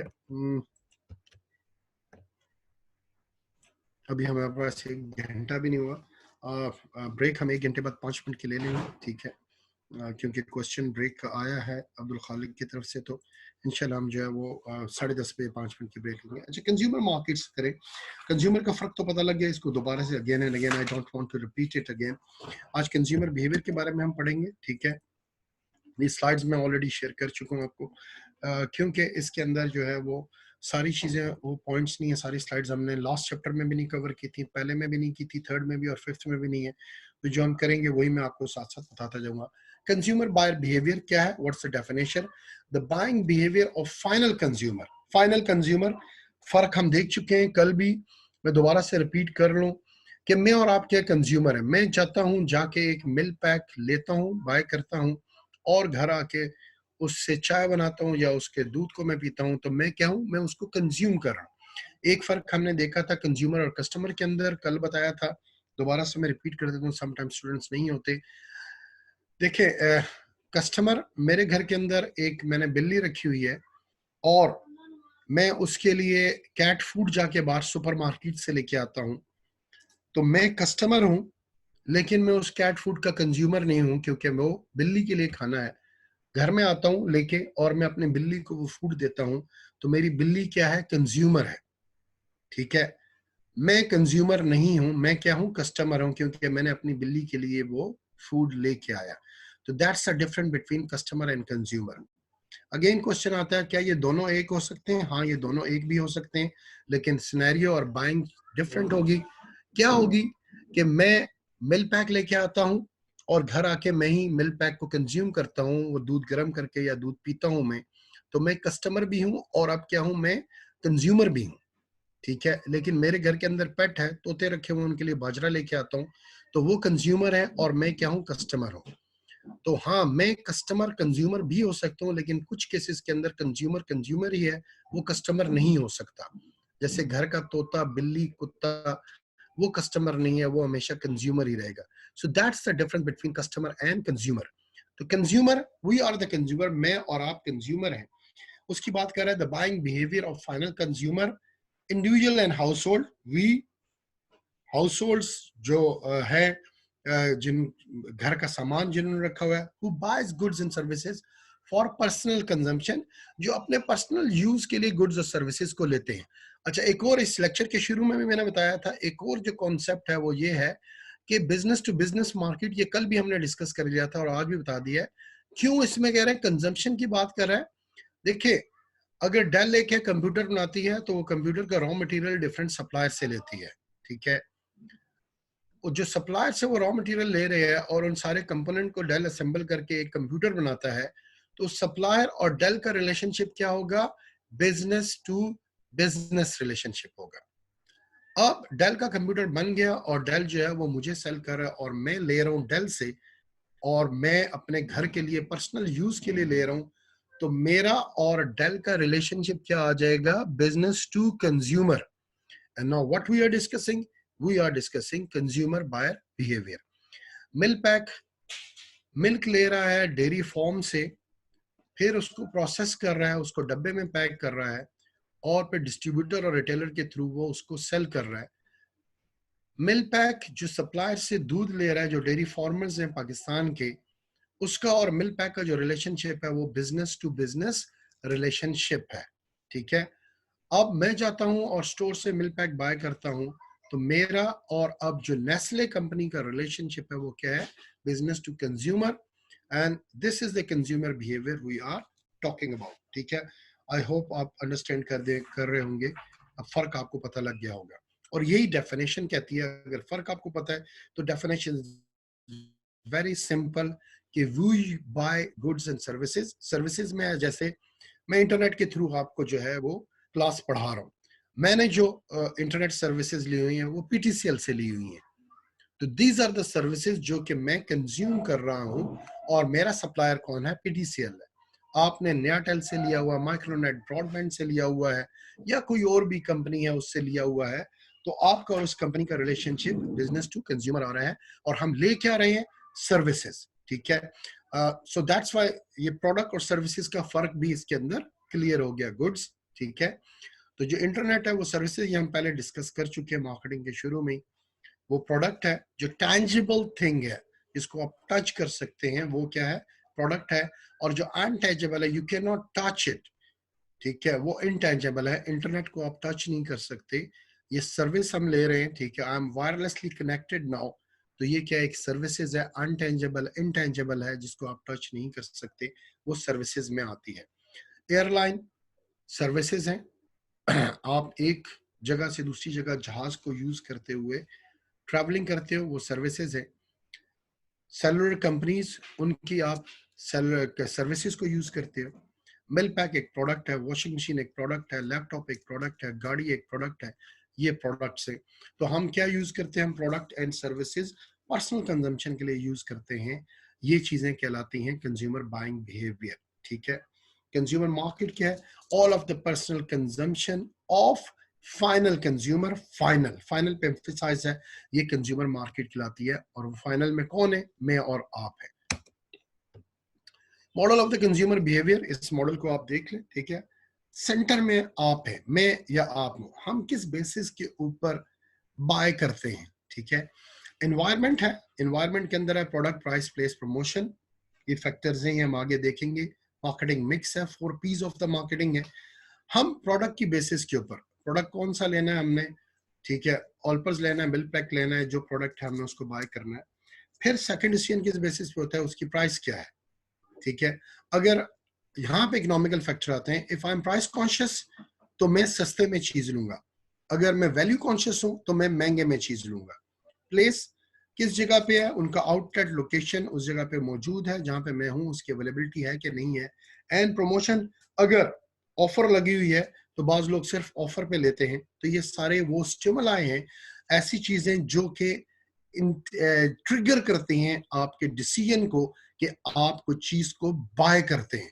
तो these are the marketing stimuli, product, price, place, promotion, इसकी डिटेल हम आगे पढ़ेंगे। अदर फैक्टर आते हैं economic, technological, social and culture, ठीक है। जैसा मैंने बताया कि मैं अगर प्राइस कॉन्शियस हूं और मेरी इनकम लेवल कम है, तो मैं सस्ते में चीज लेने की कोशिश करूंगा, ठीक है। मैं जीन्स लोकल से ले लूंगा इंस्टेड ऑफ मैं चेनवन की तरफ जाने, या Levi's is very expensive brand, या आउटफिटर्स की तरफ जाना है, मैं कहूंगा किसी लोकल ब्रांड की मैं जीन्स या पैंट ले लूं, ठीक है। टेक्नोलॉजिकल फैक्टर्स भी मैटर करते हैं, सोशल एंड कल्चरल भी मैटर करते हैं। सोशल एंड कल्चरल के अंदर वही बात आ जाती है नीड एंड वांट की, कि मैं अगर पेशावर में रहता हूँ तो मुझे भूख लगी है, तो मेरा कल्चरल जो एस्पेक्ट है वो कहता है कि हाँ जी मैं पेशावरी वो चप्पल कबाब और जो है वो काबली पुलाव खाऊंगा। अगर एक पंजाब में रहता है तो सोशल कल्चरल जो एनवायरनमेंट जो आपके बाइंग डिसीजन को इम्पैक्ट करती है, तो वो कहेगा मैं सरसों का साग और मकई की रोटी के साथ जो है वो खाना खाऊं। पिंड इस्लामाबाद में तो जी यूथ है तो वो सेवर की तरफ जाएगी। तो दीज आर द फैक्टर्स जो कि आपके बाइंग डिसीजन के ऊपर इम्पैक्ट करते हैं। मार्केटिंग स्टिमुलाई भी है एंड अदर फैक्टर जो इन्वायरमेंट से है। सेकेंड, अगर आप राइट साइड पे आ जाए, बायर रिस्पॉन्स की बात करें, तो बाइंग एटीट्यूड एंड प्रेफरेंसेस, ठीक है, आपका क्या एटीट्यूड है, आपके प्रेफरेंसेस क्या है, ये पर्सनल के ऊपर है। Purchase behaviour, what the buyer buys, when, where and how much, कब, कहाँ और कितना बाय करता है, ठीक है, ये डिफरेंट हर एक की बाइंग जो है वो साइकी है। Brand and company relationship behaviour, जैसे अगर एक लॉयल है डाइनर्स का तो दूसरा शर्ट एंड टाई का है, ठीक है, क्यों कि उसकी लॉयल्टी एस्टेब्लिश है। एप्पल है, लॉयल्टी के ऊपर हम आगे देखेंगे। सेगमेंटेशन के अंदर साइकोग्राफिक सेगमेंटेशन होती है कि लोग नफसियाती तौर पे दे लव दैट ब्रांड। एप्पल के लोगों ने तो टैटूज बनाए होते हैं अपनी बॉडी के ऊपर, एप्पल की तो हेयर कटिंग करवाई होती है। So these are the relationship जो कि कंपनी से। इसी तरह लोग सैमसंग को प्रेफर करते हैं, बाज सिर्फ एप्पल को करते हैं, बाज नोकिया को करते हैं, बाज क्यू को प्रेफर करते हैं। तो वो सारे इकोनॉमिकल फैक्टर भी मैटर करते हैं और उनकी लॉयल्टी टुवर्ड्स दैट ब्रांड है। ये सारे जो हैं वो चीजें इम्पैक्ट करती हैं बायर्स के जो है उसके किसी चीज को बाय करने के डिसीजन लेने की ऊपर, ठीक है।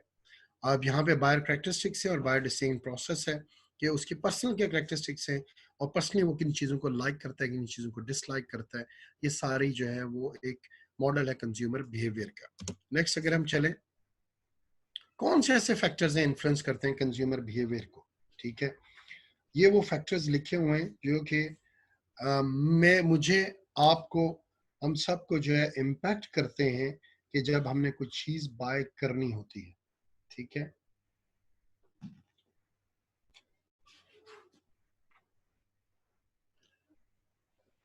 4.3 है आपका, ठीक है, पॉइंट्स चैप्टर नंबर 10 के अंदर आपकी बुक में पेज 296 है, जिसके अंदर ये लिखा हुआ फैक्टर्स अफेक्टिंग बाइंग डिसीजन, ठीक है। एंड सॉरी टू से आपके पास बुक तो मौजूद है। जो सेल्स ओरिएंटेशन है, प्रोडक्शन ओरिएंटेशन है, प्रोडक्ट ओरिएंटेड है एंड मार्केट ओरिएंटेशन है, वो 287 पेज के ऊपर आपके है, ठीक है। जो मार्केटिंग इन्वायरमेंट है, पेस्टल है, जो हम आज फिनिश कर चुके हैं, वो पेज 289 पे स्टार्ट होता है आपकी बुक के अंदर, जिसके अंदर ये पेस्टल एंड सोशल एंड सारे फैक्टर्स आते हैं। और ये जो फैक्टर्स अभी हम पढ़ रहे हैं, ये फैक्टर्स आपके page number 296 of your book है, factors that influence consumer behaviour. ये वो सारे फैक्टर्स पूरे टेबल के अंदर ऑथर ने लिखे हुए हैं जो इन्फ्लुएंस करते हैं कंज्यूमर के बाइंग बिहेवियर के ऊपर, जिसके अंदर सोशल एंड कल्चरल इन्फ्लुएंसेस है, पर्सनल इन्फ्लुएंसेस हैं, फिजियो साइकोलॉजिकल इन्फ्लुएंसेस हैं। ये सारे इन्फ्लुएंसेस जो है वो आपकी बुक के अंदर पेज 296 के अंदर मौजूद हैं। अच्छा, ये सारे वो फैक्टर्स हैं जो इम्पैक्ट करते हैं एक बायर के डिसीजन के ऊपर, जिसके अंदर कल्चरल भी है। हम कल्चर डिस्कस कर चुके हैं कल से अभी तक, ठीक है, हम कल्चर को ही देख रहे हैं। फर्दर हम इसमें देख लेते हैं social, reference groups, family, roles and status, ये भी बहुत मैटर करते हैं, इम्पैक्ट करते हैं आपके डिसीजन को। पर्सनल, आपके खुद ऑक्यूपेशन, आपके इकोनॉमिक सिचुएशन, आपकी लाइकिंग, आपकी डिसलाइकिंग, ठीक है, आप किस एज फैक्टर के अंदर हो। जब छोटे हो गए तो टॉयज लाइक करते हैं, लाइक, और बड़े हैं तो you don't like toys now, ठीक है। तो ये age and life cycle stage ये भी मैटर करती है। जब आप यूथ होंगे, और वही बात है कि माँ बाप के पैसे होंगे तो हर चीज और अयाशी करेंगे, ठीक है। वो कहते हैं ना, अयाशी तो माँ बाप के पैसों पे होते हैं, अपने पैसों से सिर्फ खर्चे पूरे होते हैं। दीज आर द फैक्ट्स, ठीक है। तो जब आप की फैमिली होगी और बच्चे होंगे तो नाउ यू आर इस साइकिल स्टेज के अंदर है कि आपके बाइंग डिसीजन, बाइंग जो है वो डिसीजंस इम्पैक्ट करते हैं इसके ऊपर, और दीज आर द फैक्ट। ये भी आपकी बुक के अंदर सारी चीजें लिखे हुए हैं कि लाइफ की किस साइकिल के ऊपर आपके क्या कुछ बिहेवियर्स होते हैं, कहाँ पे आप अयाशी कर रहे होते हैं, कहाँ आप सेविंग कर रहे होते हो। ये सारे फैक्टर्स वाकई इसमें है। And psychology, motivation, perception, learning, beliefs and attitudes, ये सारे क्या आते हैं? साइकोलॉजिकल फैक्टर्स हैं। ये सारे फैक्टर्स इन्फ्लुएंस करते हैं एक कंज्यूमर के बिहेवियर के ऊपर, ठीक है। अगर हम कल्चर की बात कर लें, ठीक है, जिसके अंदर यहाँ पे ऑथर कहता है कि पीयर प्रेशर होता है, ठीक है। आप पीयर प्रेशर को भी देखते हैं, आपके कल्चर के अंदर जो चीज़ें हैं, आपकी सोशल क्लास भी है। इसके अंदर अक्सर एक एग्जांपल है, मेरे एक कुलीग है, वो कहते हैं कि मैंने एक बच्चे के लिए बैग लेना था और मेरे बच्चे ने मुझे थका के रख दिया और 8-10 दुकानें मैंने देखी और उसको बैग पसंद नहीं आया, और एक दुकान पे गया तो साथ ही उसने हैंग हुआ हुआ एक बैग देखा और सीधा उसने उस पे उंगली इशारा किया कि ये वाला बैग लेना है। और एंड रिजल्ट स्टोरी ये पता लगी कि उसकी क्लास के अंदर भी एक बच्चा है जिसने इसी टाइप का बैग लिया हुआ है, और इसने जब उसके बैग को देखा तो उसने फौरन से जो है उसको पसंद आ गया और उसने फिर ये जिद कर ली कि मैंने अब वही बैग लेना है। और कहते हैं मुझे 8-10 दुकानों के चक्कर के बाद जब उसने एक बैग की तरफ स्ट्रेट अवे पॉइंट किया तो मुझे फिर पता लगा कि इसके स्कूल में इसके क्लास फेलो के पास भी यही बैग है जिसकी वजह से वो इसको खरीदना चाहता है। अब अगर सोशल कल्चर के अंदर हम बात करें तो देखें, फाइनेंशियल टाइम है, यहाँ पे ऑथर ने एग्जांपल दी है कि फाइनेंशियल टाइम है, आपको भी पता होगा फाइनेंशियल टाइम, और जैसे बिजनेस रिकॉर्डर है, इकोनॉमिस्ट है, ये सारे फाइनेंस से रिलेटेड न्यूज़ देते हैं। फाइनेंशियल टाइम है, इकोनॉमिस्ट है, प्योरली जो है इकोनॉमी एंड फाइनेंस के ऊपर है। बिजनेस रिकॉर्डर पूरे बिजनेस से रिलेटेड दे रहा है। एक कंपनी जहाँ पे फाइनेंस है, ठीक है, और वहाँ पे मोस्टली लोग जो है फाइनेंशियल टाइम्स पढ़ते हैं और इकोनॉमिस्ट पढ़ते हैं, तो वहाँ पे बहुत ही कम होगा कि एक आदमी जंग अखबार उठा के पढ़ना शुरू हो जाए और वो जंग को डिस्कस करे। अगर शुरू शुरू में आया, उसको हैबिट डेवलप हुई है, तो वो 1-2 दफ़ा करेगा, फिर वो हफ्ते बाद देखेगा कि नहीं यार, यहाँ पे तो सारे फाइनेंशियल टाइम पढ़ रहे होते हैं, इकोनॉमिस्ट पढ़ रहे होते हैं, बिजनेस रिकॉर्डर पढ़ रहे होते हैं, और मैं जब डिस्कशन करता हूँ मेरी डिस्कशन 2 मिनट में ख़त्म हो जाती है, और फाइनेंशियल टाइम की कोई न्यूज़ आती है, इकोनॉमिस्ट की आती है, तो इस सारे उसको घंटा-घंटा, आधा-आधा घंटा डिस्कस करते हैं। तो इस ग्रुप के अंदर एंटर होने के लिए now I have to read Financial Time, Economist या बिजनेस रिकॉर्डर को भी मुझे पढ़ना चाहिए, ठीक है। तो इसके अंदर वो ऑथर वो यही बात करता है कि when there is a culture the people where you are working, जो पीयर है आपका, जब वो जिस तरह का काम कर रहे हैं वो इम्पैक्ट करता है आपके डिसीजन के ऊपर, और आप उसी से रिलेटेड चीज़ें लेते हैं। तो वही बच्चे की जो मैंने एग्जांपल दी है, ठीक है, कि वो बच्चा, and that's culture and social, वो सोशल से ज़्यादा रिलेटेड है, वही चीज़ बाय कर रहा है जो उसके पीयर के पास है, उसके जो दोस्त हैं उनके पास जो है वो मौजूद है, ठीक है।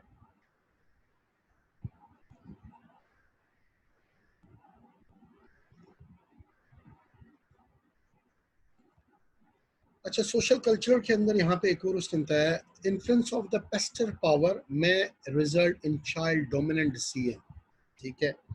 जो बच्चों की जो है वो जो पावर है, ठीक है, वो एम्फेसाइज कर रही है फैमिली के पेरेंट्स के डिसीजन मेकिंग के ऊपर, और ये बहुत ज़्यादा फैक्ट है, ठीक है। क्योंकि आपको बताता चलूँ, अब जो टूरिज्म मैनेजमेंट कंपनीज हैं उनके एड्स अगर कभी कभी देखे ना, तो डिज्नीलैंड के या डिफरेंट अदर कंपनीज के जो टूर ऑपरेट करते हैं, वो बच्चों के कार्टून्स के प्रोग्राम्स के अंदर ऐड आते हैं, ठीक है। और बच्चे इन्फ्लुएंस करते हैं कि बाबा अब छुट्टियों में हमने जाना है तो इधर जाना है, ठीक है। तो कंपनीज भी, क्योंकि अब बच्चे इन्फ्लुएंस कर रहे हैं, ठीक है, ये वो पेस्टर पावर की बात कर रहे हैं। The ability of children to pressurize their parents into buying them products, especially item advertised in the media, ठीक है। ये कल्चरल के अंदर उसने सोशल कल्चरल इन्फ्लुएंसेस के अंदर ऑथर ने बात की है, और ये कॉटर एंड केलर ने अपनी बुक के अंदर भी लिखा हुआ है कि अब जो मार्केटिंग फर्म्स हैं वो बच्चों के कार्टून्स प्रोग्राम के अंदर एड्स में चीज़ें देती हैं, एडवर्टीजमेंट देते हैं, और अब बच्चे बहुत ज़्यादा इन्फ्लुएंस करते हैं किसी चीज़ को बाय करने के लिए, पेरेंट्स के ऊपर प्रेशराइज करते हैं, and that's a Pasteur power जो आपकी बुक के अंदर ऑथर ने यहाँ पे जिक्र किया हुआ है। तो ये इम्पैक्ट होता है एक बाइंग बिहेवियर के ऊपर, ठीक है।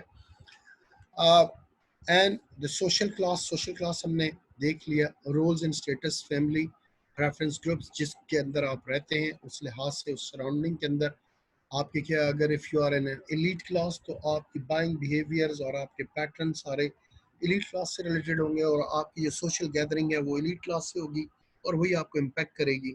अगर लोअर क्लास में, तो बच्चे जो लोअर क्लास के अंदर रहते हैं उसी लिहाज से उनकी स्कूलिंग है, उसी लिहाज से उनकी गैदरिंग है, उसी लिहाज से उस लोकेलिटी के अंदर वो रह रहे हैं, तो उनके जो इन्फ्लुएंस होगा किसी चीज़ को बाय करने का, वो इन सारे सोशल ग्रुप्स और रेफरेंस और फैमिली और रोल और स्टेटस को जहन में रखते हुए होगा।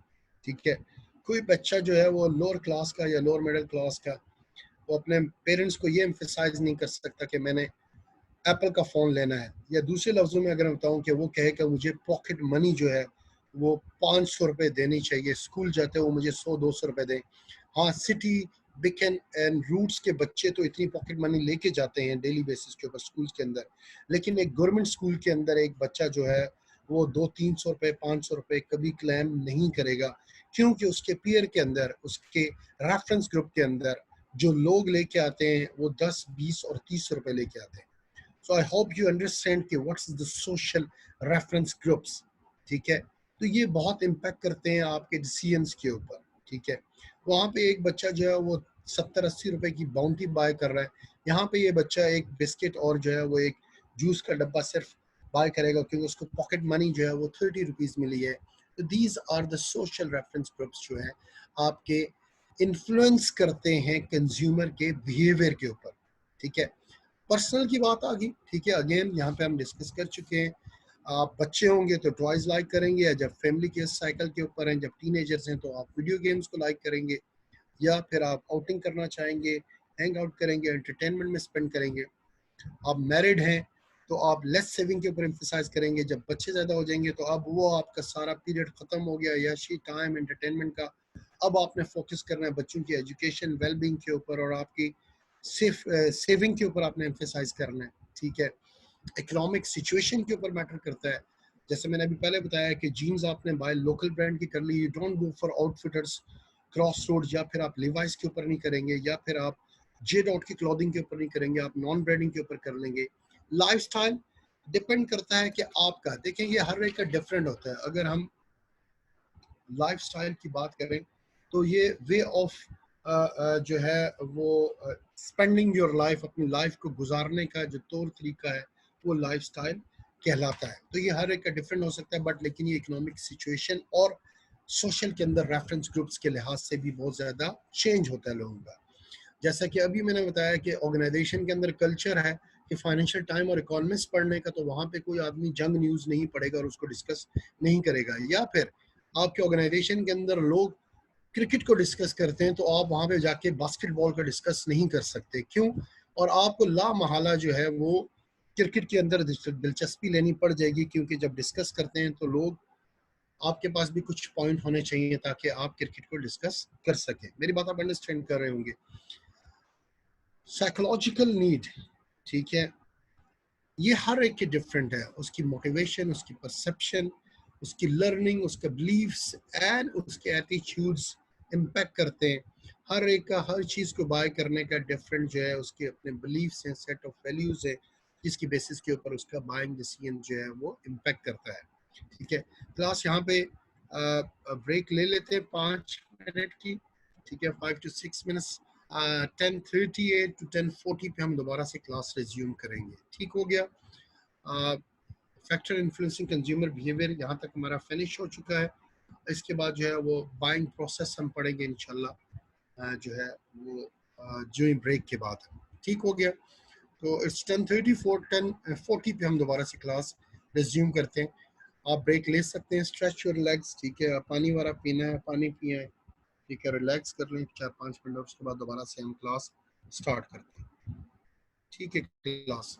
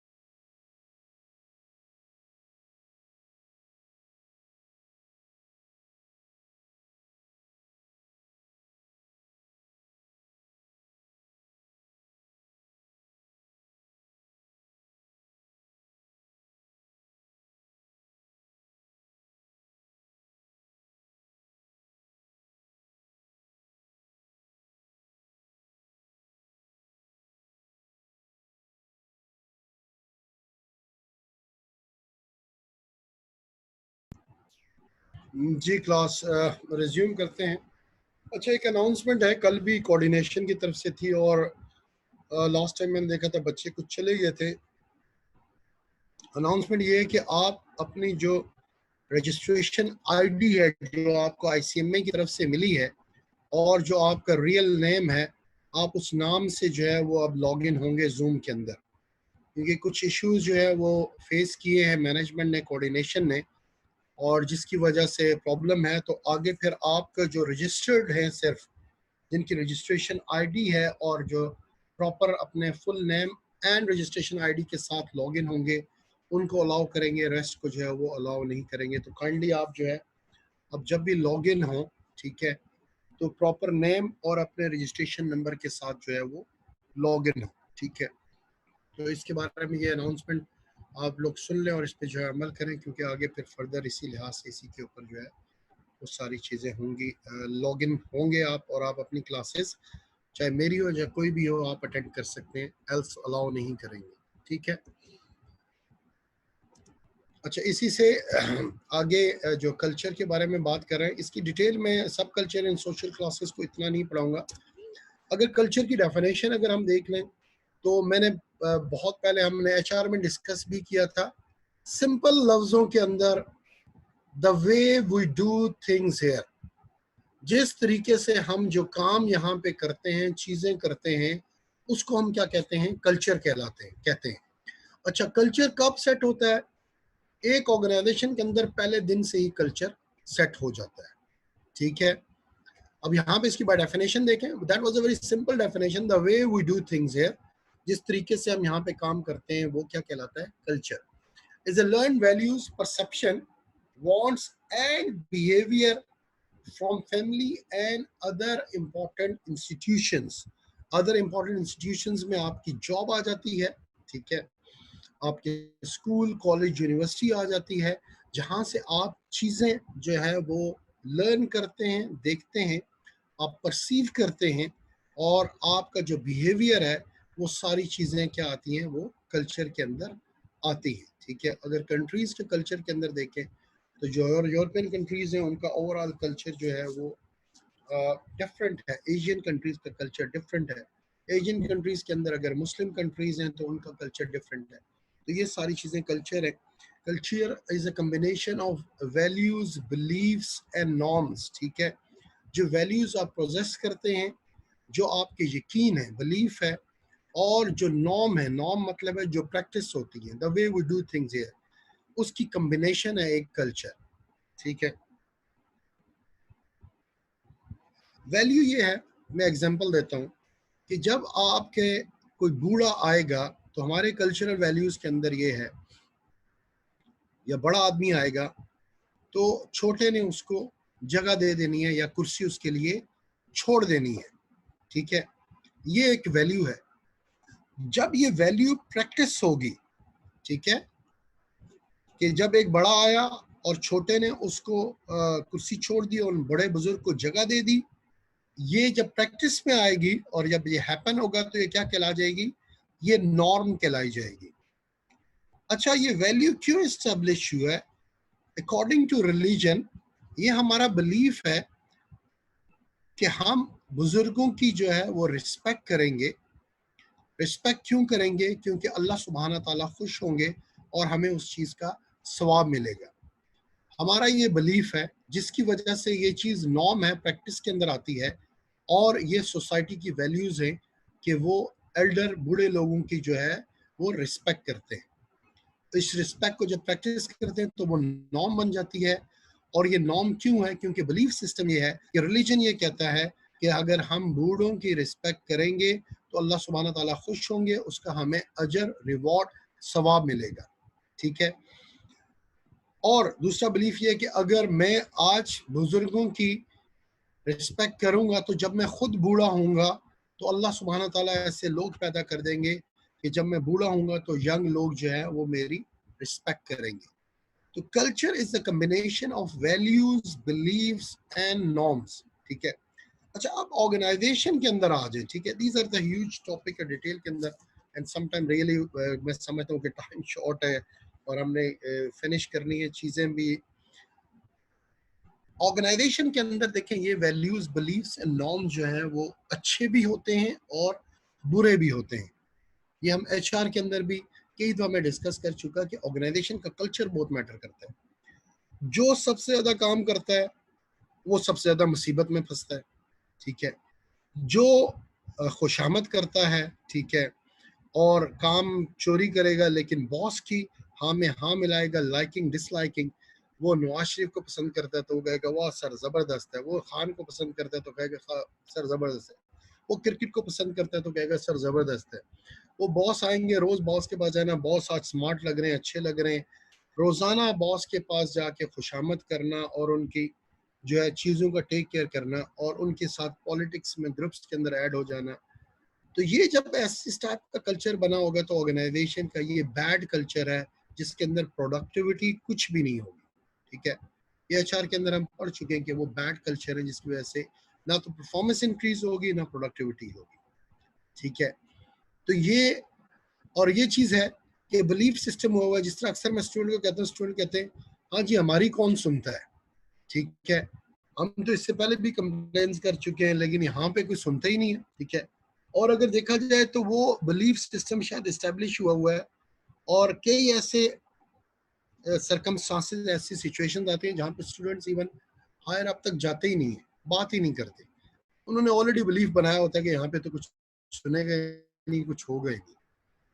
तो ये बिलीफ सिस्टम्स होते हैं ऑर्गेनाइजेशन के अंदर। बिलीफ सिस्टम, हाँ जी, जो सबसे ज्यादा काम करता है पेनलाइज होता है। अगर ये रॉन्ग बना हुआ है तो लोग काम नहीं करेंगे। हाँ, ये बिलीफ सिस्टम के वाकई कंपनी रिवॉर्ड करती है, परफॉर्मेंस अप्रेजल होती है, जो ऑर्गेनाइजेशन के अंदर आपने किस टाइप का कल्चर इस्टेब्लिश किया हुआ है, लोगों के बिलीव्स, लोगों की नॉर्म्स, लोगों की वैल्यूज क्या है,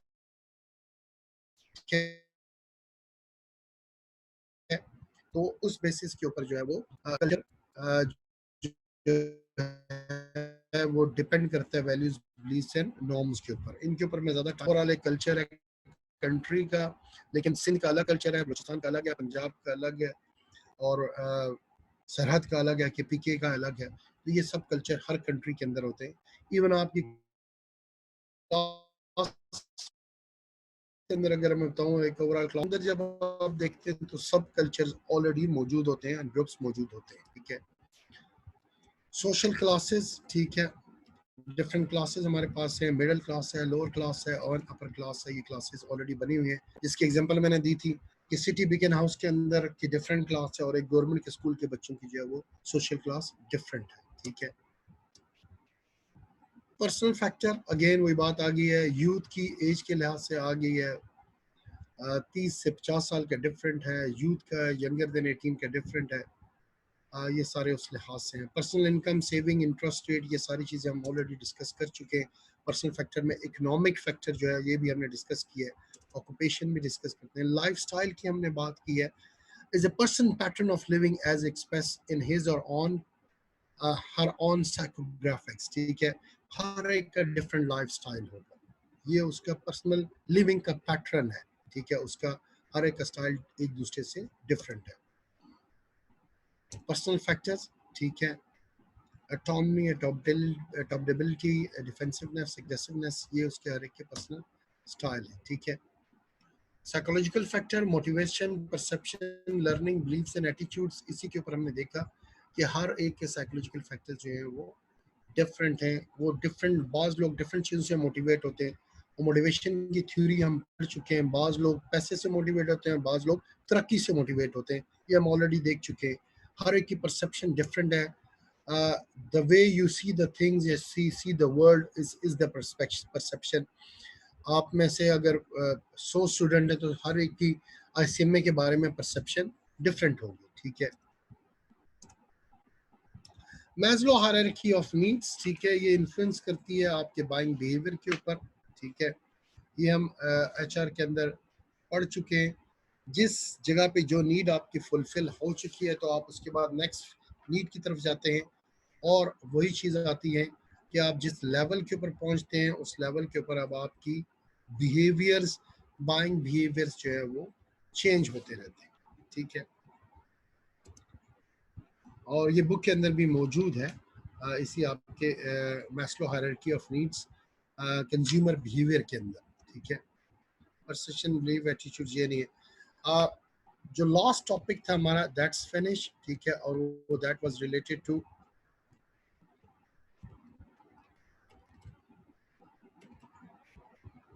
फैक्टर इन्फ्लुएंसिंग कंज्यूमर बिहेवियर, जो आपके बुक के अंदर मैं आपको बता चुका हूँ, पेज नंबर 296 के अंदर है।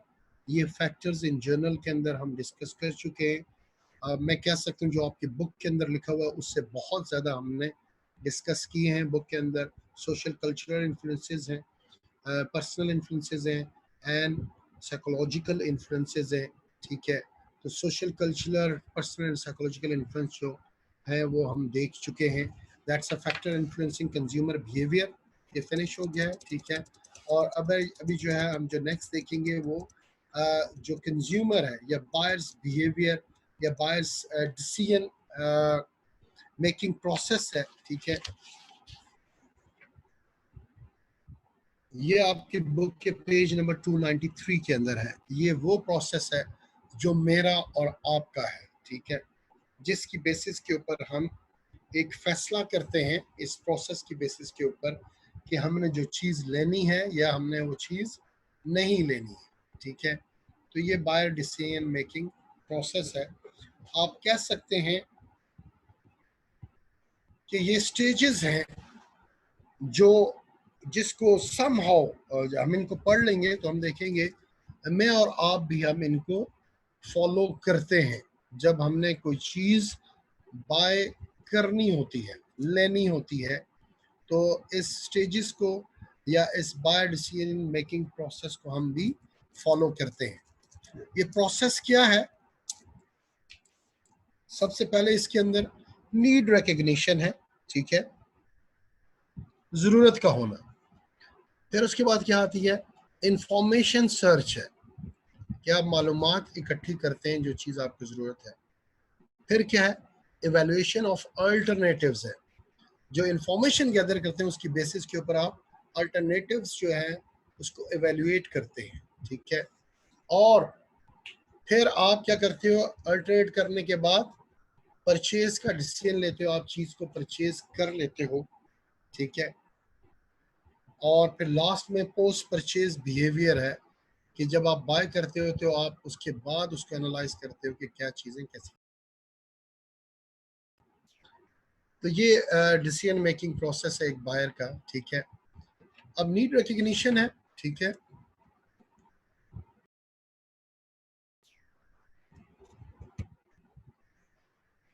इसके अंदर अगर आप देखें किसी चीज़ की जो है ज़रूरत का महसूस होना, ठीक है।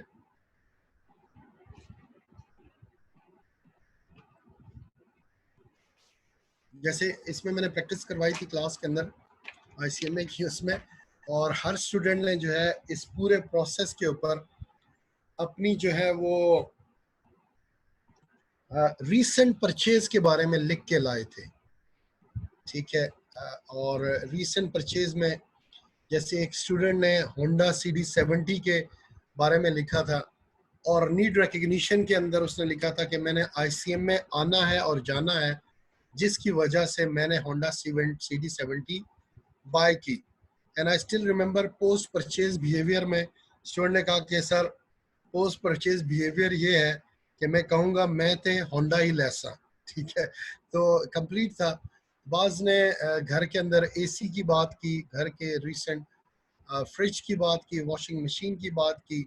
एक और स्टूडेंट ने भी बाइक की परचेज की बात की। तो ये एक है कंप्लीट प्रोसेस और एक एक्टिविटी भी है जो आप लोग देख सकते हैं।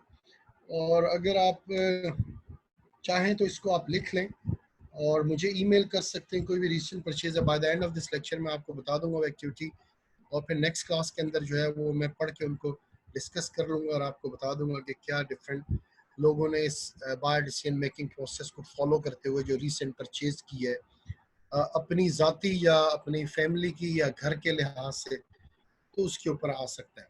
अच्छा, इसको वन बाय वन देख लें। नीड रिकग्निशन, जैसे मैंने एग्जांपल दी है कि जो स्टूडेंट ने एक एक्टिविटी की तो उसने बताया कि मेरी नीड क्या थी कि मैंने आईसीएम में आना जाना है तो मुझे मोटरसाइकिल की ज़रूरत थी, that is identification of need, जहाँ पे आप आइडेंटिफाई करते हो कि आपने कुछ चीज लेनी है, ठीक है। घर के अंदर फोर्स गर्मियां आ रही हैं तो आपने एसी लेना है, दैट्स अ नीड रिकग्निशन। आपकी पुरानी वॉशिंग मशीन खराब हो चुकी है और आपके द्वारा रिपेयर कर चुके हैं और वॉशिंग मशीन अब आपने नहीं लेनी है क्योंकि वो काम नहीं कर रही, कपड़े सही नहीं धुल रहे, तो that's occur when the buyer recognizes a problem or need triggered by internal stimuli या फिर external stimuli, ठीक है। क्लास मेरी आवाज आ रही है? क्योंकि मुझे थोड़ा सा मैसेज आया मेरे इंटरनेट कनेक्शन के बारे में। अगर क्लास आवाज सही आ रही है तो जस्ट सिंपल आप जो है वो सेंड कर दें यस। मेरी आवाज सबको सही आ रही है?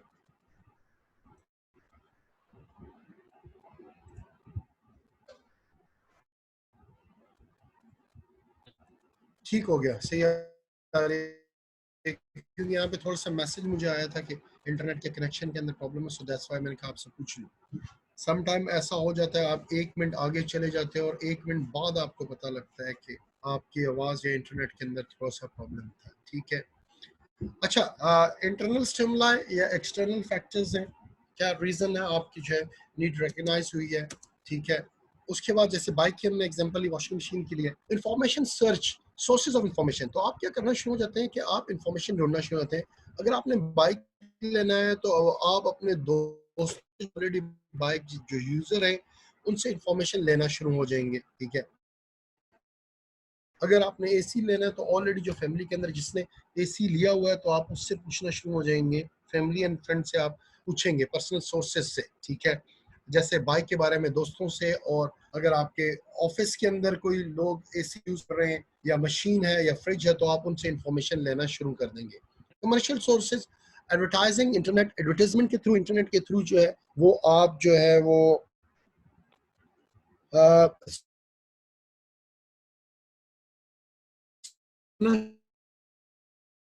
शुरू हो जाते हैं।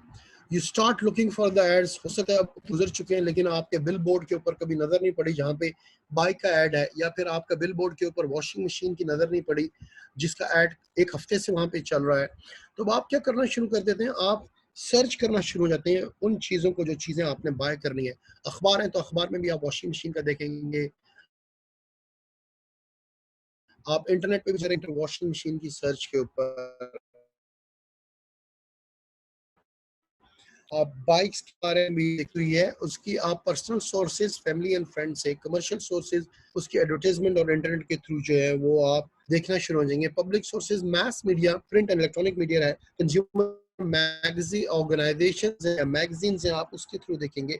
Experiential sources, handling, examining, using the product,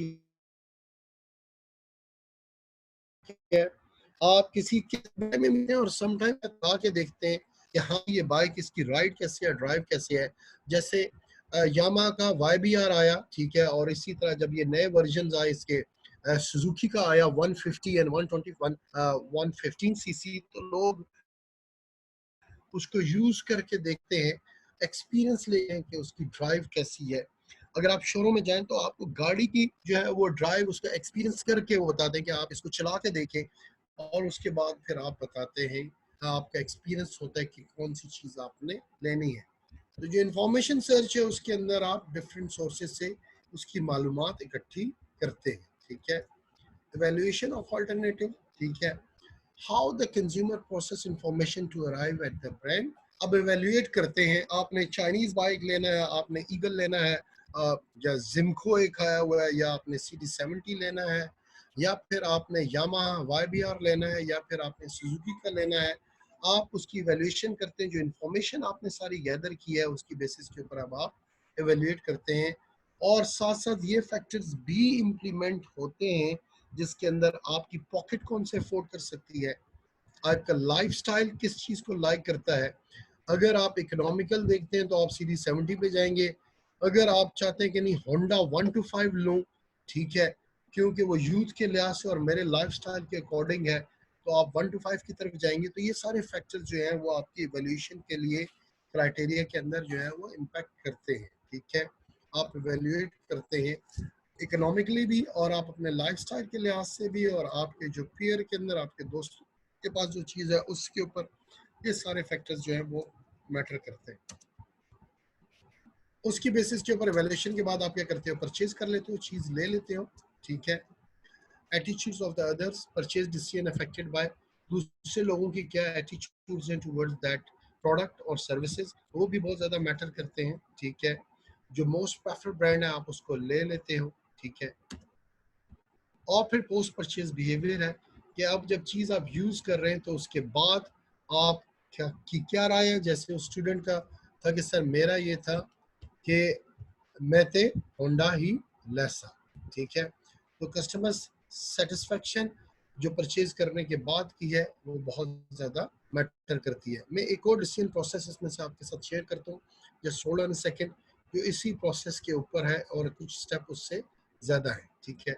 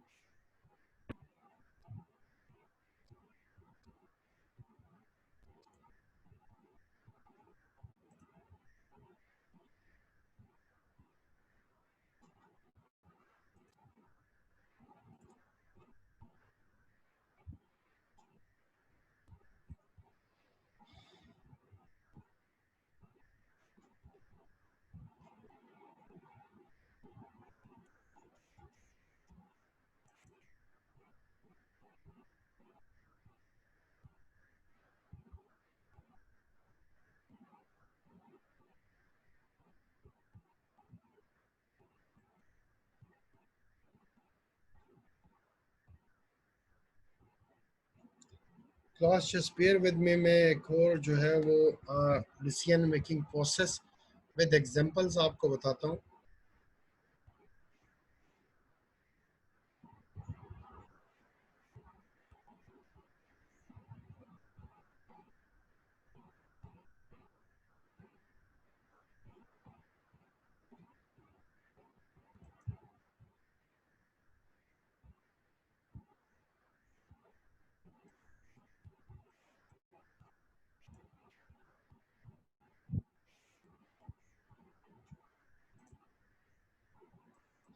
अच्छा, ये स्लाइड आपके सामने है। इसके अंदर देख लें, ऑलमोस्ट वही सेम स्टेप्स हैं, लेकिन यहाँ पे डिसीजन मेकिंग प्रोसेस है। आई बिलीव मैनेजमेंट की ये सारी स्लाइड्स भी मैंने आप लोगों से शेयर की हुई हैं, ठीक है। ये प्रिंसिपल ऑफ मैनेजमेंट है।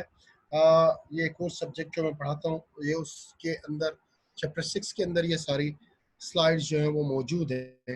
देखिए सबसे पहले क्या आ रहा है, आइडेंटिफिकेशन ऑफ ए प्रॉब्लम। एक प्रॉब्लम आई है, ठीक है, या हम कह सकते हैं नीड रिकग्निशन, एक चीज की जरूरत पैदा हुई है, ठीक है।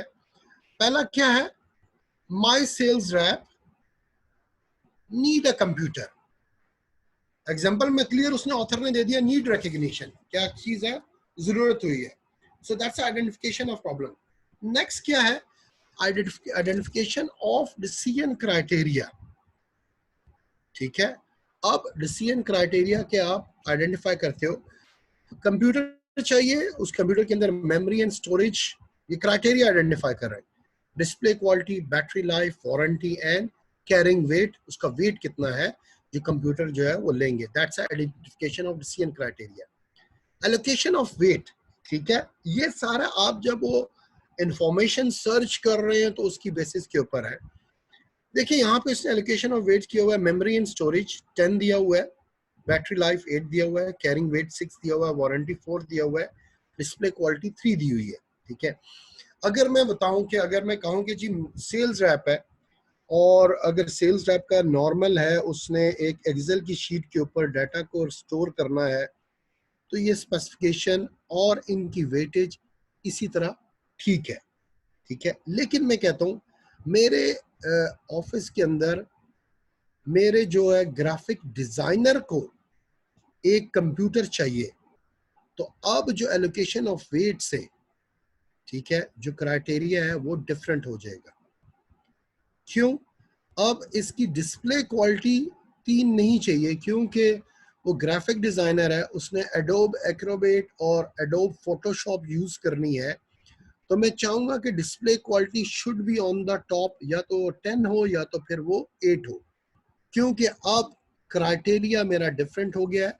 सेल्स रैप जिसने एक्सेल की शीट के अंदर कुछ एंट्रीज करनी है या कुछ लेटर टाइप करने हैं, नहीं, बल्कि मेरे ग्राफिक डिजाइनर को कंप्यूटर चाहिए जिसने एडोब फोटोशॉप के अंदर और कोरल ड्रा के अंदर काम करना है, तो उसकी डिस्प्ले क्वालिटी मुझे अच्छी चाहिए। आई वुड से अगर कि ये डिस्प्ले क्वालिटी उसकी 8 है, मैं उसको ग्रांट करता हूँ, क्योंकि मुझे रैम और स्टोरेज भी चाहिए, क्योंकि एडोब फोटोशॉप ज़्यादा रैम के ऊपर चलता है और कोरल ड्रॉ भी ज़्यादा रैम के ऊपर चलता है। तो मैं कहूँगा कि मेमोरी और स्टोरेज की तो 10 ही है, लेकिन डिस्प्ले क्वालिटी की जो वेटेज है वो क्या होगी, 8 होगी। ठीक है, कैरिंग वेट और वारंटी जो है वो इसी लिहाज से टाइम 6 to 4 जा सकती है, ठीक है, या फिर 4 to 3 जा सकती है। तो ये जिस टाइप की आपको ज़रूरत है ये उसके ऊपर है। अगर आपने बाइक लेना है और आपकी इकोनॉमिकल सिचुएशन ये है कि आप चाहते हैं कि फ्यूल एफिशिएंट हो, तो you go for the CD70। अगर आप कहते हैं नहीं जी मैंने साथ साथ डैश भी मारनी है, घूमना फिरना भी है, हिली एरियाज में भी जाना है, तो you go for the Suzuki या होंडा 1 to 5। ठीक है, तो ये उस लिहाज से वेटेज है जो आप देते हो, एवेल्युएट करते हो डिफरेंट ऑल्टरनेटिव्स। ठीक है, डेवलपमेंट ऑफ ऑल्टरनेटिव्स आपके पास तोशिबा है, एचपी है, डेल है, इंस्पायरॉन है, सोनी वायो है। अब एनालिसिस ऑफ ऑल्टरनेटिव्स, उसमें से आप इन सब को, वही वो चीजें हैं जिनको आप एनालाइज कर रहे हो, आपके पास ऑप्शंस मौजूद हैं। और यहाँ पे डेवलपमेंट ऑफ अल्टरनेटिव्स अगर बाइक की केस में हम करें तो चाइनीज भी है, यामा भी है, सुजुकी भी है और होंडा भी है। ठीक है, अब उनकी वैल्यूएशन है, उनकी वैल्यूएशन किस बेसिस के ऊपर है कि आपको इकोनॉमिकल चाहिए, फ्यूल एफिशिएंट चाहिए, आपने लॉन्ग ड्राइव पे जाना है, क्या है, आप उस लिहाज से इवेल्युएट कर रहे हो। देन क्या सिलेक्शन ऑफ एन ऑल्टरनेटिव, इस पे क्या सिलेक्ट किया, तोशिबा कोस्मियो उसने सिलेक्ट किया। और फिर क्या है, इम्प्लीमेंटेशन क्या है कि उसने तोशिबा बाय कर लिया। इम्प्लीमेंट ऑफ ऑल्टरनेटिव क्या है कि डिसीजन हो गया आपने और अब आपने तोशिबा बाय कर लिया है। इवेल्युएशन ऑफ द डिसीजन क्या होता है, जब आपने पोस्ट परचेज बिहेवियर बाय कर लिया, उसके बाद उसको यूज कर रहे हैं, आपने देखा तोशिबा कोस्मियो आपकी रिक्वायरमेंट सारी पूरी कर रहा है जो रिक्वायर आपकी है आपके सेल्समैन की, तो ये आपकी क्या होगी, इवेल्युएशन होगी। ठीक है, वंस अगेन क्विकली रिव्यू कर लूं, आपके सेल्स रैप को एक कंप्यूटर की जरूरत है, ये नीड रिकग्निशन है, प्रॉब्लम आइडेंटिफिकेशन है, आपने डिसीजन क्राइटेरिया देखी है कि आपको अब जो है वो कंप्यूटर किस टाइप का चाहिए, गारंटी, वारंटी, डिस्प्ले और स्टोरेज क्या चाहिए, बाइक है, बाइक की क्या फीचर्स होनी चाहिए, CD70 चाहिए, 1 to 5 चाहिए, 150 चाहिए, आप उसके लिहाज से करते हैं। फिर आप उनको वेट एलोकेट करते हैं। ठीक है, इन टर्म्स ऑफ इकोनॉमी आप बाइक का देखते हैं कि इकोनॉमी क्या है क्या नहीं है, कितना फ्यूल एफिशिएंट है और इजीली कम्यूट हो सकता है, उसकी मेंटेनेंस चार्जेस ज़्यादा हैं कम है, ये सारी चीज़ें आप उसमें देखते हो। आप अल्टरनेट डेवलप करते हो, कंपनी को देखते हो। ठीक है, होंडा की लेनी है, सुजुकी की लेना है, आपने यामा लेनी है, कौन सी लेनी है, चाइनीज़ लेनी है, उसको फिर आप एनालाइज करते हो। फिर उसमें से आपने जैसे होंडा CD70 बाय कर ली, डिसीजन ले लिया, उसको फिर आपने बाय कर लिया, और बाय करने के बाद आपका जो पोस्ट वैल्यूएशन है, बाइंग डिसीजन है, जिसमें आप एवेल्युएट करते हो कि नहीं CD70 की चॉइस जो है वो मेरी अच्छी चॉइस थी, and that's a post purchase decision, जिसमें स्टूडेंट कहता है कि सर जी मेरी ये है कि मैं थे होंडा ही लेसा। ठीक है, पोस्ट परचेज डिसीजन के अंदर हम देखें द सेटिस्फेक्शन और dissatisfaction that the consumer feels about the purchase, ये लेने के बाद, यूजेज के बाद है, ये पोस्ट परचेज है। Relationship between consumer expectation and the product perceive value, ये कल हमने पढ़ा था, वैल्यू फॉर मनी, जितने पैसे पे किए और कस्टमर क्या एक्सपेक्ट कर रहा था होंडा से, ठीक है, और क्या उसको मिला, ये सारी चीजें रिलेशनशिप है कंज्यूमर एक्सपेक्टेशन और प्रोडक्ट की परसीव परफॉर्मेंस के ऊपर।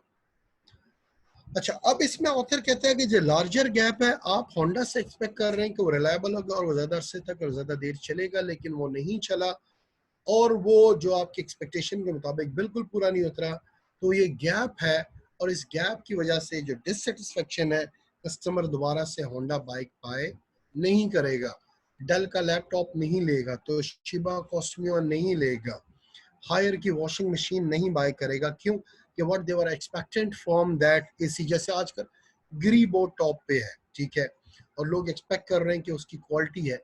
जब आप लेते हैं एक सीजन, 2 सीजन या पहले सीजन में प्रॉब्लम आता है, तो आपकी जो परसीव वैल्यू थी, जो एक्सपेक्टेशन थी, और जो प्रोडक्ट जब आपने लिया उसने वैसा परफॉर्म नहीं किया, उसका फ़र्क अगर ज़्यादा है, तो कंपनी की जो है वो परफॉर्म रेपिटेशन नहीं होगी, कस्टमर डिससेटिस्फाइड होगा।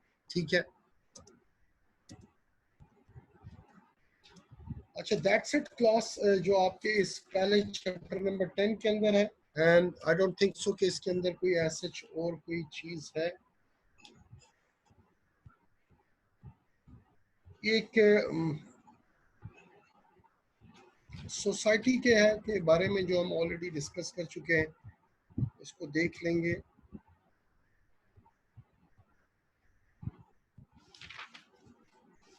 जो मेजर टॉपिक है आपके इस चैप्टर के अंदर सारे फिनिश हो चुके हैं। एक दो जो है वो छोटे से टॉपिक हैं जो कि मैं समझता हूँ। How society influence need, family है, रेफरेंस ग्रुप है, सोशल क्लास और कल्चर है, ये तो हम ऑलरेडी देख चुके हैं। ठीक है, सोसाइटी कैसे इन्फ्लुएंस करती है, ये भी टॉपिक हमारा हो चुका है।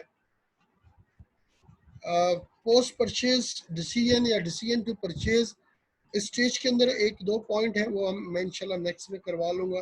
आपका चैप्टर नंबर 10 मार्केटिंग का जो है वो खत्म हो चुका है, ऑलमोस्ट सारा खत्म हो चुका है। इसमें अगर भी क्वेश्चन है तो क्वेश्चन में ले लेता हूँ, लेकिन just give me a quick review of today lecture. इस लेक्चर का क्विक रिव्यू अगर हम कर लें,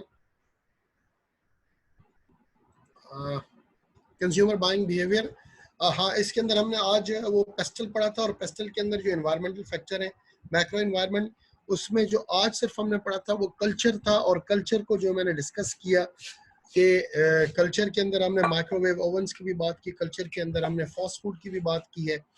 और कल्चर जब चेंज होता है तो मार्केटिंग वाले जो है उस चेंजिंग कल्चर के अकॉर्डिंग अपने प्रोडक्ट भी लॉन्च करते हैं और उसी लिहाज से एडवर्टाइज भी करते हैं। उसके बाद हमने कंज्यूमर बायर बिहेवियर पढ़ा। ठीक है, कि कंज्यूमर बायर बिहेवियर क्या है और कंज्यूमर को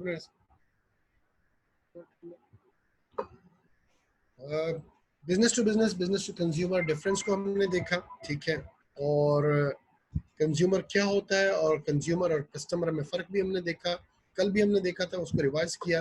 कंज्यूमर कौन है? मैं और आप हैं। उसके बाइंग बिहेवियर के बारे में हमने देखा कि इंडिविजुअल जो बाय करता है गुड्स और सर्विसेज, ठीक है, अपनी पर्सनल कंजम्पशन के लिए, ठीक है, वो किस बेसिस के ऊपर करता है, वो क्या बिहेवियर है, वो कंज्यूमर बाइंग बिहेवियर के अंदर है। कंज्यूमर मार्केट्स क्या है?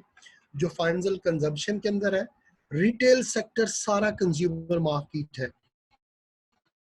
जहां से आप सैनिटरी शॉप है, आप कह सकते हैं पंसारी की दुकान है, आप जनरल स्टोर की या कैश एंड कैरी की बात करते हैं, वो है। सैनिटरी की शॉप है, हार्डवेयर की शॉप है, आप शूज लेते हैं जाके, ये सारी जो मार्केट्स हैं, दीज आर आवर मार्केट, ये कंज्यूमर मार्केट्स हैं। ठीक है, आप बाहर से जाके फ्रूट एंड वेजिटेबल लेते हैं, ये सारी जो है वो कंज्यूमर मार्केट्स कहलाती हैं। ठीक है, मॉडल ऑफ कंज्यूमर बिहेवियर आपके इन्वायरमेंट इम्पैक्ट करती है आपकी चीज़ों को बाय करने में। आपके इन्वायरमेंट के अंदर मार्केटिंग स्टिमुलाई है, प्रोडक्ट प्राइस बेस्ड प्रमोशन है, economic, technological, social and cultural factors हैं जो कि आपके डिसीजन लेने में, बाय करने में इम्पैक्ट करते हैं। ठीक है, आपके अपने करेक्टरिस्टिक्स, आपकी पर्सनल ट्रेड्स, आपकी ऑक्यूपेशन, आप यानी कि शोबा जो आप पोस्ट है, आपकी मनी जो वहाँ से पैसे आप अर्न करते हैं, आपकी सोशल गैदरिंग, रेफरेंस ग्रुप, वो मैटर करते हैं। आपकी अपनी लाइकिंग डिसलाइकिंग मैटर करती है। और फिर जो है वो आपके परचेज बिहेवियर, क्या चीज़ें आप लेते हैं, कब, कहाँ और कैसे लेते हैं, कौन सा ब्रांड आप लाइक करते हैं। जैसे मैंने बताया, जिस जो फॉर्मल ड्रेसिंग लेनी है तो बाज़ डाइनर को पसंद करते हैं, बाज़ शर्ट एंड टाई को पसंद करते हैं। कैजुअल लेनी है, बाज़ लीवाइस से लेते हैं, बाज़ आउटफिटर से लेते हैं। ठीक है, तो ये सारी चीज़ें आपकी बायर रिस्पॉन्सेस के अंदर मैटर करती हैं। ये that's a model of consumer behaviour. Factors जो इन्फ्लुएंस करते हैं, कल्चर है, सोशल है, पर्सनल है, साइकोलॉजिकल है, ये हमने डिस्कस किए। ये फैक्टर्स इन्फ्लुएंस करते हैं आपकी एक किसी चीज़ की परचेज के ऊपर, बाइंग करने के ऊपर। ठीक है,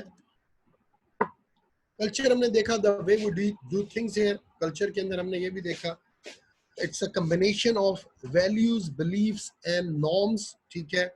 और यही वैल्यूज, बिलीव्स और नॉर्म्स ऑर्गेनाइजेशन के अंदर चलते हैं। और जो अच्छा कल्चर होता है उसमें अच्छी वैल्यूज हैं, अच्छे बिलीव्स हैं और अच्छी प्रैक्टिसेस हैं, नॉर्म्स हैं। और जो बुरा कल्चर है ऑर्गेनाइजेशन का, वो उसी लिहाज से बैड है। यहाँ पे हम कंज्यूमर को डिस्कस कर रहे हैं, तो जो कल्चर है, कल्चर ऑफ द कंट्री, ठीक है, वो मैटर करता है। जिस जगह पे लोग रह रहे हैं, जो ऑक्यूपेशन है, उसी लिहाज से वो चीज़ें उस लिहाज से इन्फ्लुएंस करती हैं। जैसे अगर मैं बताऊं, don't take it as an offence, क्योंकि कुछ लोग ले लेते हैं लोकेलिटी के लिहाज से, कि अगर हम कहें कि लाइक इनर पंजाब के अंदर लोग शोख रंग पहनना पसंद करते हैं, ड्रेसेस को लाइक लाल और नीला और green colour and yellow colour like करते हैं, तो उसी लिहाज से वो कंपनीज उन रीजन्स के लिए जो गारमेंट्स की हैं, वो उस शहर के लिए, उस लोकेलिटी के लिए उस टाइप के अपने सारे जो हैं वो डिज़ाइंस वहाँ पे सेल करेंगी, ठीक है। इसी लिहाज से जैसे अक्सर हम कहते हैं कि वो लाइक पश्तून लोग जो हैं वो अपनी गाड़ी को बहुत वेल डेकोरेट करते हैं, क्योंकि अगर वहाँ पे केपीके में आप जाएं तो वहाँ पे उन्होंने अपनी गाड़ी, साइकिल, रक्षा जो है उसको बहुत ज़्यादा हाईली डेकोरेट किया होता है। तो these are all the cultures, ठीक है। और कल्चर में नीड्स एंड वांट्स की जहाँ पे मैंने बात की थी, तो केपीके के अंदर एक आदमी है तो वो काबली पुलाव को और चपली कबाब को प्रेफर करेगा। तो ये इन्फ्लुएंस करता है इंसान की डिसीजन मेकिंग पावर के ऊपर, और जो चीज़ें वो बाय करते हैं वो उसके ऊपर कल्चर, उसका बहुत बड़ा इम्पैक्ट होता है जब हम किसी भी चीज़ को बाय करते हैं, ठीक है। सब कल्चर्स हैं, ठीक है। पाकिस्तान के अंदर सब कल्चर हैं, जैसे केपीके का अलग कल्चर है, पंजाब का अलग है, सिंध का अलग है, और ओवरऑल हमारी कंट्री का एक अलग कल्चर है जिसके अंदर कॉमनैलिटीज़ और सिमिलर चीज़ें आती हैं। और एक चीज़ बताता चलूँ, कल्चरल डिराइव होता है आपके रिलीजन से, क्योंकि ये सारी कॉमनैलिटीज़ और ये जो सिमिलैरिटीज़ हैं, मिलती हैं चीज़ें, वो हमारे रिलीजन की वजह से मिलती हैं, ठीक है। सोशल क्लासेस मैंने डिस्कस की, जिसके अंदर सिटी, बीकन और रूट्स की बात की, और एक गवर्नमेंट स्कूल के बच्चे की बात की। ये क्लासेस एग्जिस्ट कर रही हैं, लोअर क्लास है, मिडिल क्लास है, अपर क्लास है, एंड एलीट क्लास है, ठीक है। ये सारी क्लासेस ऑलरेडी सोशल क्लासेस बनी हुई हैं बेस्ड ऑन इनकम लेवल के ऊपर, ऑक्यूपेशन के ऊपर, मोस्टली इनकम की बेसिस के ऊपर है, ठीक है। और इन हर क्लासेस के अंदर लोगों की सिमिलर वैल्यूज है। एक बच्चा गवर्नमेंट के अंदर, स्कूल के अंदर ये एम्फेसाइज नहीं करेगा कि मुझे 200-300 रुपए पॉकेट मनी दी जाए, ठीक है, क्योंकि उसके जो रेफरेंस ग्रुप है, उसकी जो क्लास के लोग के बच्चे, वो पॉकेट मनी 30 से 50 रुपए लेके आते हैं, और जिस लिहाज से वो इन्फ्लुएंस करता है, इम्पैक्ट करता है उसके डिसीजन के ऊपर। सोशल फैक्टर्स हैं, फिर पर्सनल फैक्टर्स आपके मैटर करते हैं, ये भी हमने डिस्कस कर लिया, ठीक है। कंज्यूमर बिहेवियर के बारे में जो एक इंडिविजुअल के फैक्टर्स हैं, साइकोलॉजिकल है, motivation, perception, learning, beliefs and attitudes हैं। हर एक की साइकी डिफरेंट है, हर एक की मोटिवेशन डिफरेंट है, हर एक की परसेप्शन डिफरेंट है। मोटिवेशन जैसे मैंने डिस्कस किया, हमने एचआर में भी देखा कि बाज़ लोग तरक्की से मोटिवेट होते हैं, बाज़ लोग पैसे से मोटिवेट होते हैं, तो हर एक की मोटिवेशन डिफरेंट है। हर एक डिफरेंट परसीव करते हैं दुनिया को, चीज़ों को जो सराउंडिंग के अंदर है, उस लिहाज से, तो उसकी बेसिस के ऊपर भी आप इम्पैक्ट होते हैं आपके डिसीजंस के ऊपर। मैस्लो हायरार्की ऑफ नीड्स, इसमें ऑथर ने बताया कि वाकई ये मैटर करती है। लोगों की फिजियोलॉजिकल नीड फुलफिल होती हैं तो वो सेफ्टी की तरफ जाते हैं, और फिजियोलॉजिकल, सेफ्टी और सोशल नीड्स पूरी होती हैं तो वो एक सेल्फ एस्टीम की तरफ जाते हैं, एक स्टेटस की तरफ जाते हैं। ये वो सारे नीड्स हैं, और हर लेवल के ऊपर हर एक के डिसीजन मेकिंग या उसका बाइंग बिहेवियर डिफरेंट होता है मैस्लो हायरार्की ऑफ नीड के अंदर। Beliefs, attitudes, buy decision process हमने पढ़ा, इट्स अ शॉर्ट प्रोसेस। जो मैंने दूसरी स्लाइड में दिखाया आपको, जो मैनेजमेंट किया, उसका थोड़ा सा इन्हीं को एलेबरेट किया हुआ है। नीड रिकग्निशन है, इंफॉर्मेशन सर्च है, इवेल्युएशन है, ठीक है। परचेज डिसीजन है, फिर परचेज करते हैं, और फिर आपका क्या है, पोस्ट परचेज डिसीजन है। ये सारा हमने विद एग्जांपल देखा, ठीक है, कि आप कैसे करते हो। सारे इन शॉर्ट अगर हम देखें तो that's a circle by decision process, ये कंप्लीट हमने देखा, और साथ साथ से हमने इसी से रिलेटेड जो एग्जांपल देखी। नीड रिकग्निशन प्रॉब्लम है, आइडेंटिफिकेशन ऑफ डिसीजन है, इंफॉर्मेशन सर्च है, इंफॉर्मेशन सर्च के ऊपर आप इवेल्युएशन कर रहे हैं, ठीक है। ये तीनों पॉइंट्स इवेल्युएशन के, allocation of weights, development of alternatives and analysis of alternatives, फिर उसके बाद एक को आप चूज करते हो और फिर आप उसको ले लेते हो और फिर उसके बाद आपका क्या है, पोस्ट परचेज डिसीजन, ठीक है। तो इवैल्यूएशन ऑफ अल्टरनेटिव्स इस एग्जांपल के अंदर 3 पॉइंट्स के अंदर है, ठीक है, उसी को एलैबोरेट किया हुआ है। Allocation of weights, development of alternatives, analysis of alternatives, वो इसी इवैल्यूएशन ऑफ अल्टरनेटिव्स के अंदर आता है। उसके बाद नेक्स्ट क्या है, परचेज डिसीजन, आप सिलेक्ट करते हो और फिर उसको परचेज कर देते हो, और लास्ट में क्या है, पोस्ट परचेज बिहेवियर है, ठीक है। लास्ट में क्वेश्चंस ले लेता हूँ, सॉरी फॉर बीइंग लेट, ठीक है। यहाँ तक हम पहुँच गए थे, इससे ऊपर सारा हमारा क्लियर था। आवाज़ के बारे में मैंने आपसे पूछा था, ठीक है। हुदा को आवाज़ नहीं आ रही थी, मैंने अभी देखा है मोस्टली को आवाज़ आ रही थी। हुदा आप जो है वो हो सकता है अपने कंप्यूटर का स्पीकर आप ऊंचा कर लें तो आपको आ जाएगी, लेकिन ये है कि बाकी सब ने यस कहा है, ठीक है। 5-6 स्टूडेंट्स ने, वॉइस क्लियर है, यस यस यस, 6-7 ने कहा। हुदा होपफुली आपको आ रही होगी और आपको बाकी जो है लेक्चर मेरा क्लियर हुआ होगा। मैंने अभी देखा आपका इसमें अपने नो जो है वो बताए। अच्छा ज़िले अब्बास, इसी को हम दोबारा कल से रिवाइज कर लेंगे। ये जो 2 फ्रेमवर्क हैं, मोस्ट प्रॉब्ली आपको शायद लगा होगा। अगर मैं चाहूँ, अगर मैं आपको बता दूं तो आप अगर कर सकते हैं, इट्स इंडिविजुअल है। और आप मुझे नेक्स्ट मंडे को आप अपनी जो है घर के अंदर जो कोई भी रीसेंट परचेज आपने किया स्टूडेंट, ये मैं एक एक्टिविटी आपको दे रहा हूँ तो आपको, ताकि आपको बेटर अंडरस्टैंड हो। कोई भी जो रीसेंट एक्टिविटी आपने की है, कोई भी परचेज की है, उसको आप इसके मुताबिक जो ये आपकी स्क्रीन पे आ रहा है, द बाय डिसीजन प्रोसेस, इसके अकॉर्डिंग उसको लिख के आप हेडिंग्स बना के मुझे ईमेल कर दें। और अगर आप चाहते हैं तो ये भी मेंशन कर दें कि मैं क्लास में आपकी उस रीसेंट परचेज को डिस्कस कर लूं, और इससे एडिशनल कोई चीज़ आती है, कोई और क्रिटिकल आपके जहन में आता है तो वो आप लिख लें। तो नेक्स्ट मंडे को इसी बाय डिसीजन प्रोसेस को, जो आपकी रीसेंट परचेज है और जो आप मुझे ईमेल करेंगे, उसी से मैं पढ़ के सुना दूंगा, ताकि आप लोगों को बेटर अंडरस्टैंडिंग हो जाए। क्योंकि ये एक्टिविटी मैं क्लास में करवाता हूँ, तो ये आप लोगों के लिए एक एक्टिविटी है और वॉलेंटियर एक्टिविटी है। जो भी करके देना चाहे तो मैं नेक्स्ट क्लास में, आप ये लिख दें कि आप डिस्कस कर रहे हैं, तो मैं क्लास के अंदर उसको डिस्कस कर लूँगा, ताकि सबको अंडरस्टैंड हो जाए ये जो डिसीजन प्रोसेस है। तो ये आप कर लें, ईमेल में आपको अपना दे देता हूँ। इट्स अदनान, ADNAN, जो मेरा नाम है, एंड देन SATTI, ठीक है, अदनान सत्ती @gmail.com, ठीक है। इस पे आप सेंड कर दें। जो एक्टिविटी ये है कि आपकी जो भी रीसेंट परचेज है, आपने खुद से की है या आपने फैमिली वालों के साथ मिल के की है, उस परचेज को आपने जो बायर डिसीजन मेकिंग प्रोसेस है, इसके अकॉर्डिंग एवेल्युएट करना है, जो ऑलरेडी आपने कर ली है कि क्या नीड आइडेंटिफाई उस चीज़ की। मोटरसाइकिल है, घर की वॉशिंग मशीन है, AC है, आपने वो नीड रिकग्निशन का बताना है। इंफॉर्मेशन को कैसे आपने सर्च किया, इंफॉर्मेशन सर्चिंग के दौरान आपके पास डिफरेंट अल्टरनेटिव्स आए, उन अल्टरनेटिव्स को कैसे आपने इवेल्युएट किया, परचेज डिसीजन आपने लिया इन इवेल्युएशन ऑफ अल्टरनेटिव्स के बेसिस के ऊपर, और लेने के बाद अब आपका पोस्ट परचेज बिहेवियर क्या है, ये आप एक एक्टिविटी करके मुझे काइंडली ईमेल कर दीजिएगा। उसमें ईमेल में जो है वो हम फिर मैं नेक्स्ट क्लास में डिस्कस कर लूँगा, ठीक है।